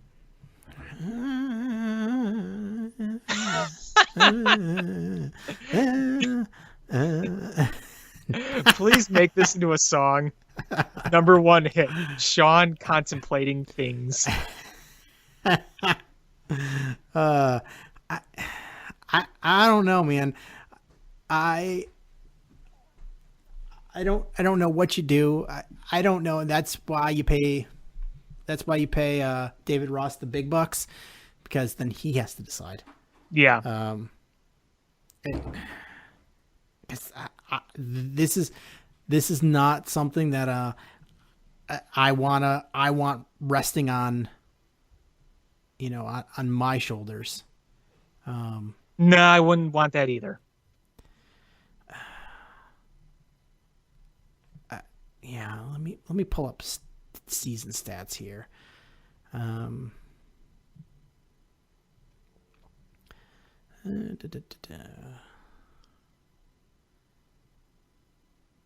Bears. Oops.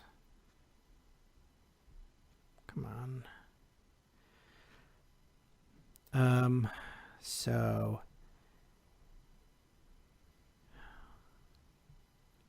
where are we at with Chatwood? What's the latest on him?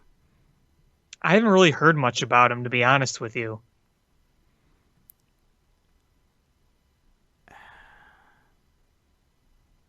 Yeah, I'm looking at this. I mean, I think you might have to start Alec Mills in his 4.5 ERA. Honestly, if you can get like, I don't know, 3-4 solid innings out of him, if you could get 4 solid innings out of him, I think you count that as a win. Probably. I mean,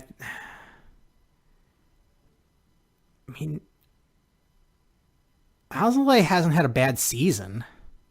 He just doesn't have a lot of experience. I mean, he looked pretty good today. Yeah, he looked. I think He's he got looked pretty good in his stuff. last outing too. I mean, they're both short, but Today was definitely one of his better ones. But do you trust that against the Braves? I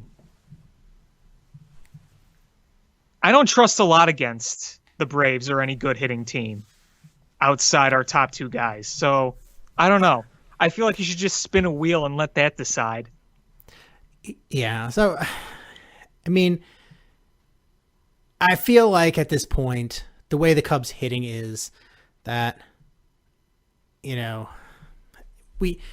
our game plan should be we throw Darvish and Hendricks at them, and then we say a prayer, we sacrifice chicken, we pour some rum for Joe Boo, and then cross our fingers and say a little prayer, and whatever happens, and then hope we can get back around to Darvish and Hendricks again in that series.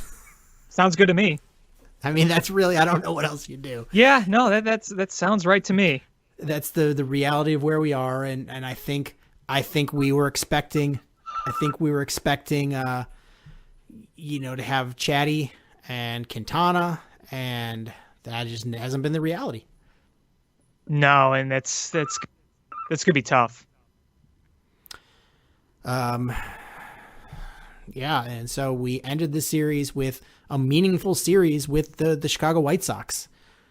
And the Cubs scored some runs, but man, so did the White Sox against everybody but Yu Darvish. And the Cubs got the better of them slightly, but man, both teams have come up with some big question marks going into the postseason. Yeah, I think if we move to the White Sox, I think, you kind of have a rotation question with them too, because it's kind of the same with the Cubs. Your top 2 guys, Giolito and Keuchel, you feel really good about. You don't have many doubts there, but beyond that, Dylan Cease has fallen off quite a bit, and it's no surprise because you can't really get away with walking 5+ people a game and continue to, put up good numbers. The command needs to be better. Ronaldo Lopez has obviously struggled, and there's some question marks there too. Now, they're in the same boat with we are with Jose Quintana with Carlos Rodon. Right. What do you do with him?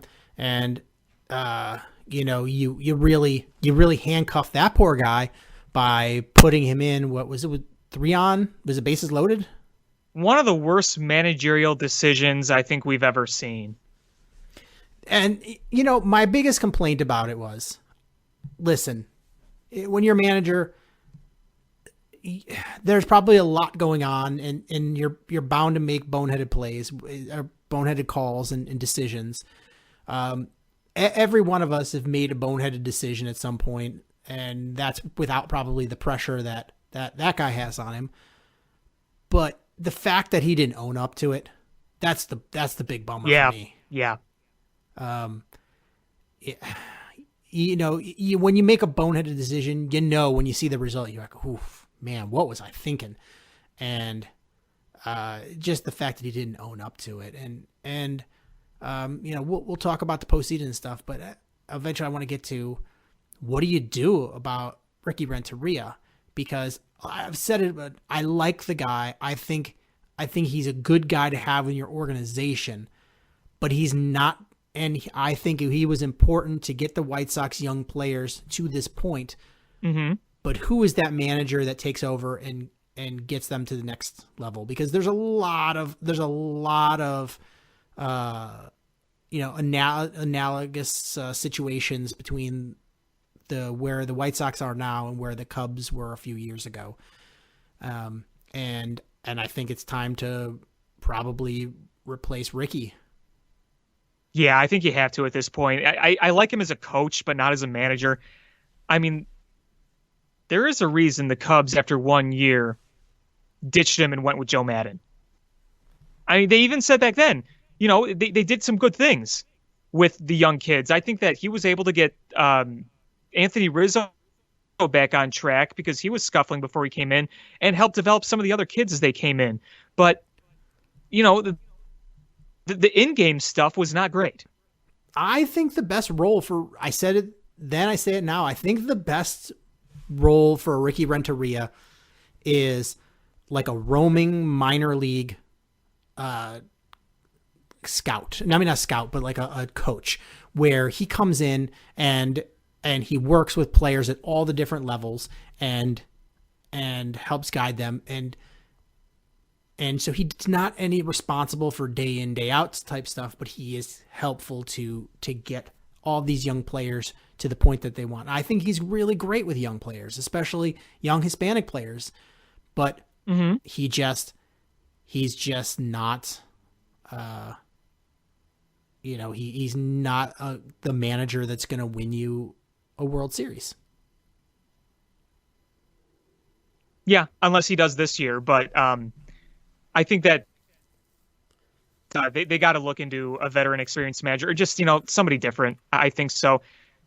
I don't know what'll happen. And again, I don't know how far the White Sox are going to go. I don't know, but it'll be interesting to see what happens this offseason if they make a decision on that front, because we've seen too many times where I think the potential is being handcuffed a little by Ricky's managing, because they have all the potential in the world. I mean, the ceiling is beyond high, and I still think they can make a run this year, but I think that if you get in the right manager, you will reach that potential even better, more so.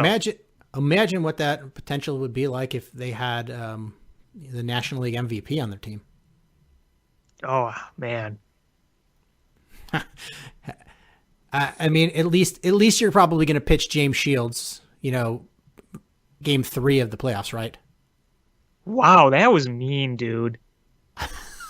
Just for that, Eloy Jimenez is going to hit a walk-off home run against the Cubs in the World Series, thanks to you.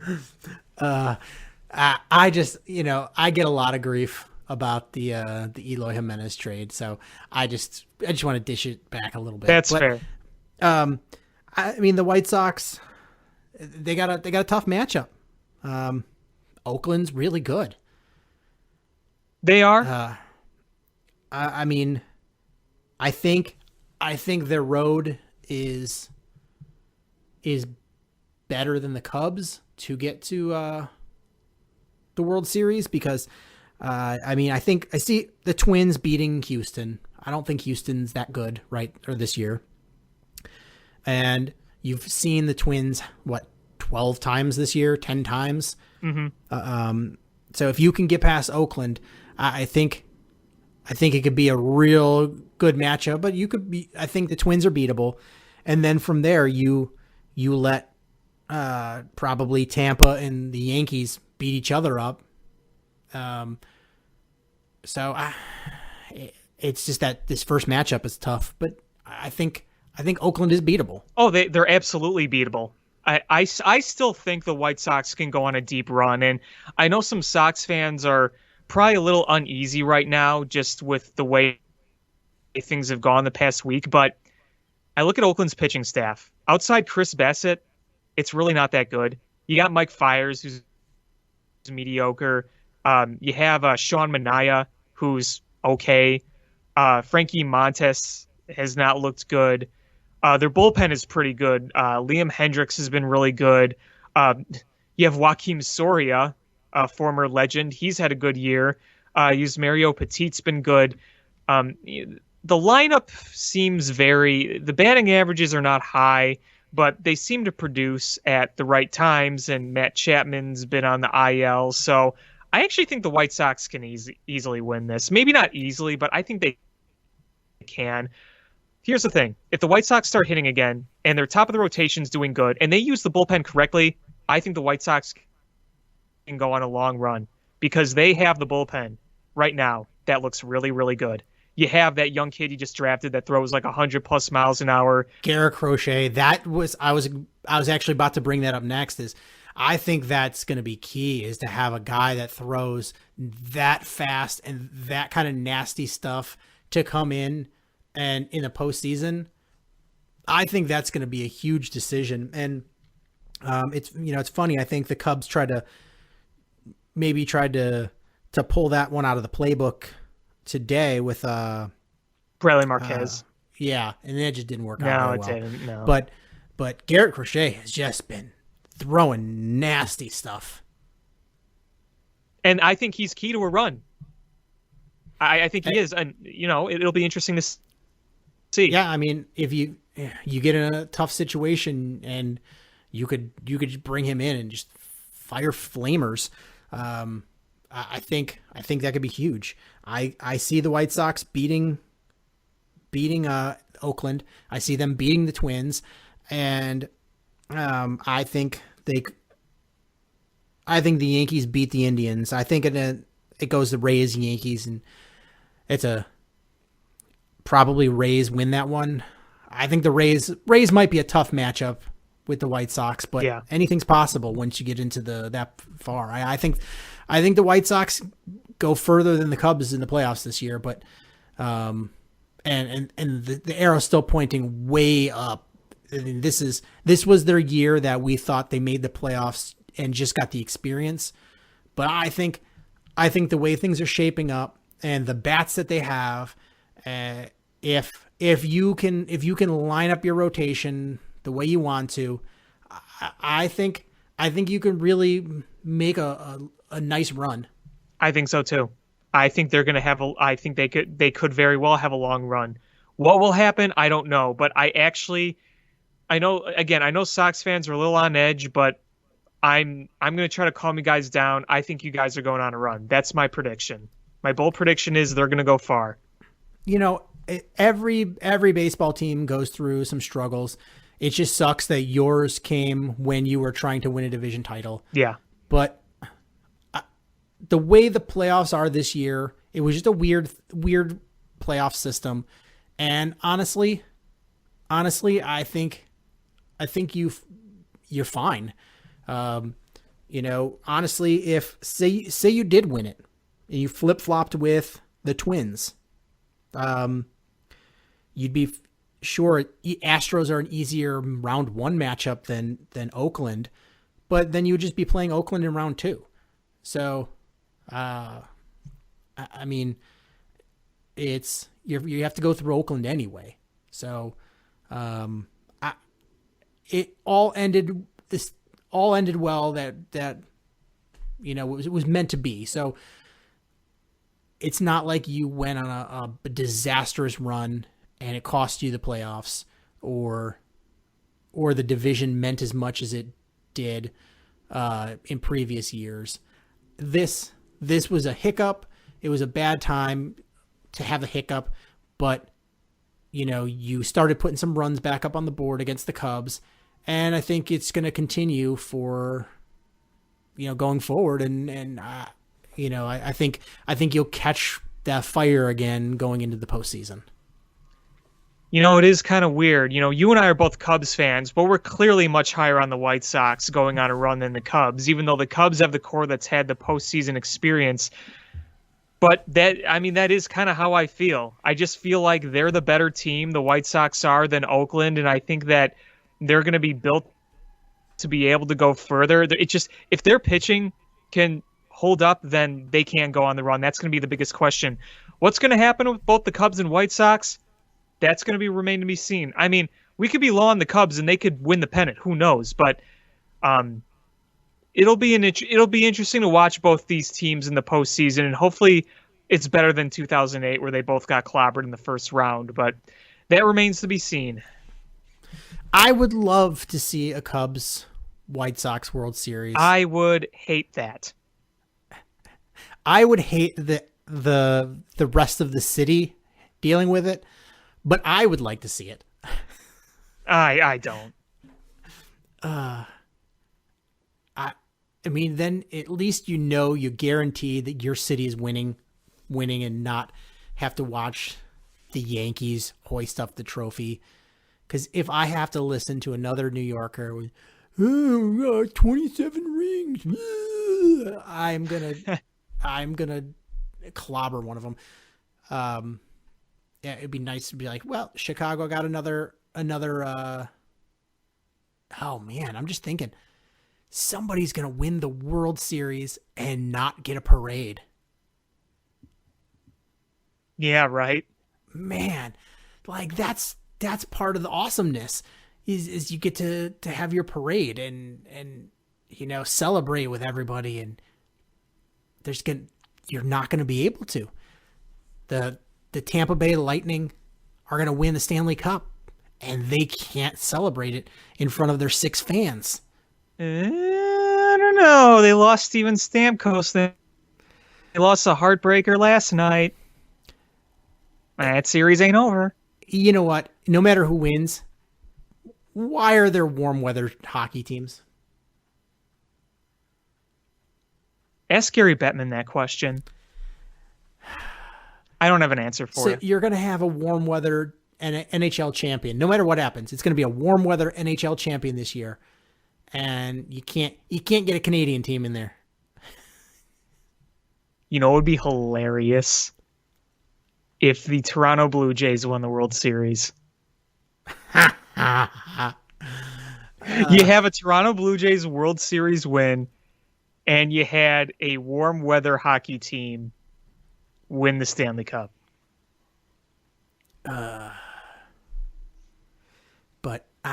going back to baseball just real quick, is how the heck did Garrett Crochet fall to the 11th pick? I don't know. Guess there were a bunch of other guys right around him. I don't know, man. That turned out well. That guy, we don't know what the career path is going to look like, but so far, nasty.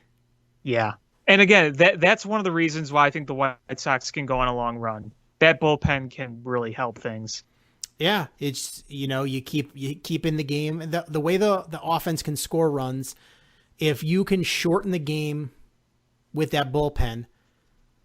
We saw that with the Indians when they faced the Cubs in the World Series. They basically the last 3 innings, you had 6 innings to score all the runs you were going to score, because you probably weren't going to score in the 7th, 8th, and 9th. Right. I mean, for the most part. But if you can shorten the game like that, especially with this potent offense, it's a good advantage to have that, you have 9 innings to score and you're essentially shutting them down to 6, 7. Yeah, exactly. And I guess the last thing I want to talk about is we finally have a new Bulls coach. I was hoping you'd mention that, because beforehand I didn't hear a mention of that in the preview. I'm like, Bulls also got a new head coach. So yeah, feels good, right? It does. I mean, is Billy Donovan I guess, was he what the fans were clamoring for? No. But is he a good coach? Yeah. He's a very good coach for young players, and I think he can do some good things with the Bulls, and I think the Bulls were very surprised to see him be available. I think when they were making their plans, that I think it was a lot like when the Cubs hired Joe Madden, that they were not expecting Joe Madden to be available. And when he was, they went and they swooped in. And I think the Bulls were all set to make a decision on somebody else. And, you know, a lot of people ripped the Bulls for taking a long time to fire Boylan. And then, they're going to miss out on their guy. And they went slow and steady at their pace.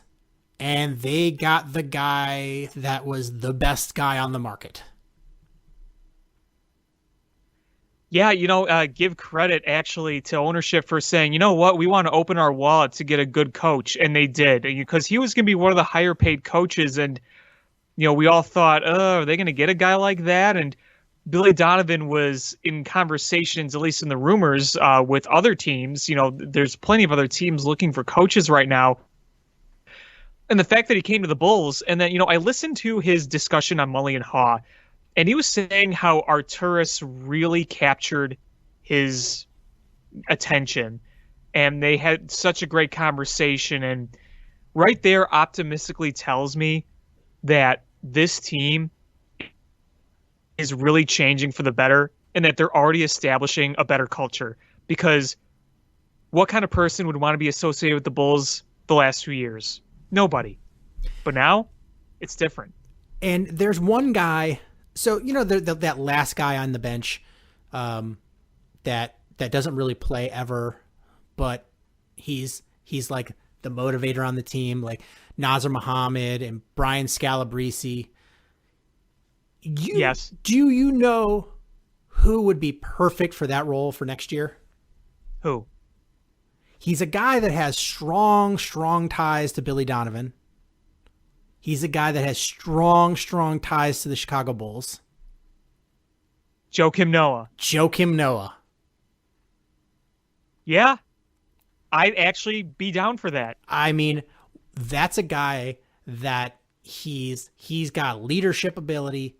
He's got strong ties to this city, this organization, this coach. He's at the end of his career.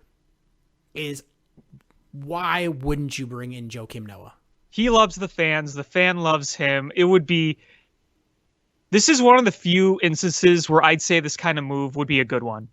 It is a total meatball move that is actually a perfect move. It's a meatball move that goes lovely over spaghetti. Yes. He has strong ties with Billy Donovan, so he understands what Billy Donovan's coaching style is, what he expects, how he runs things. He knows how the Bulls organization runs, how they do things. He knows what it's like to play in this city and to be loved by this city. And he can come in and just be that cog that sits on the bench and be the rah-rah guy, because he can do that. And just be loved by the fans. I mean, we loved Brian Scalabrese. Imagine in that same boat, Joakim Noah coming in.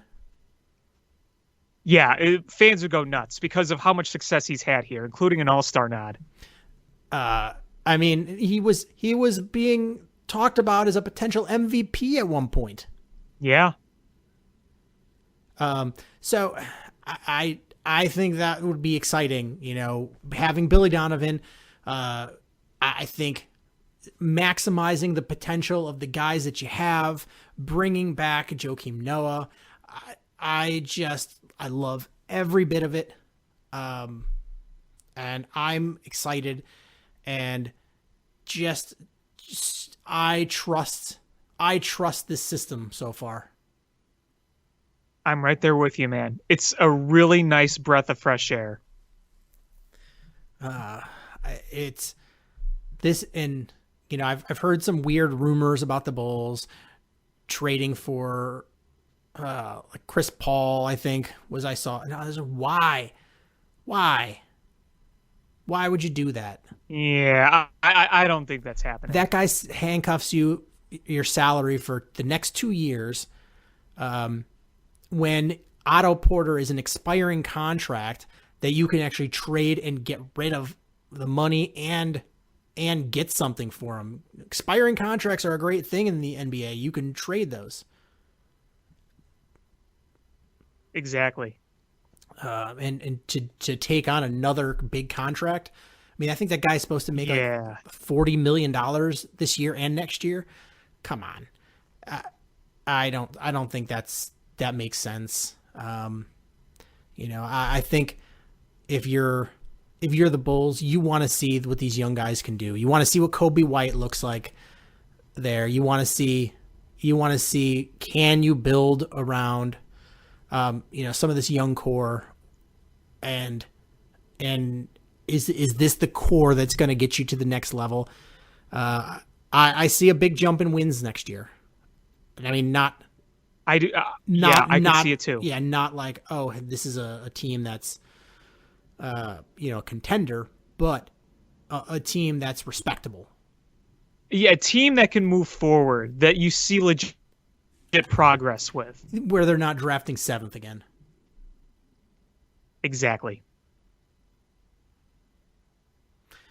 Is there anything else you wanted to talk about? No, I think I am good. I think we had a lot of great things to talk about this week, and this was a good show. Really enjoyed it. I don't know. I haven't looked yet, and I really hope that the Bears aren't on CBS next week. I hate watching CBS football. So hopefully it's on Fox.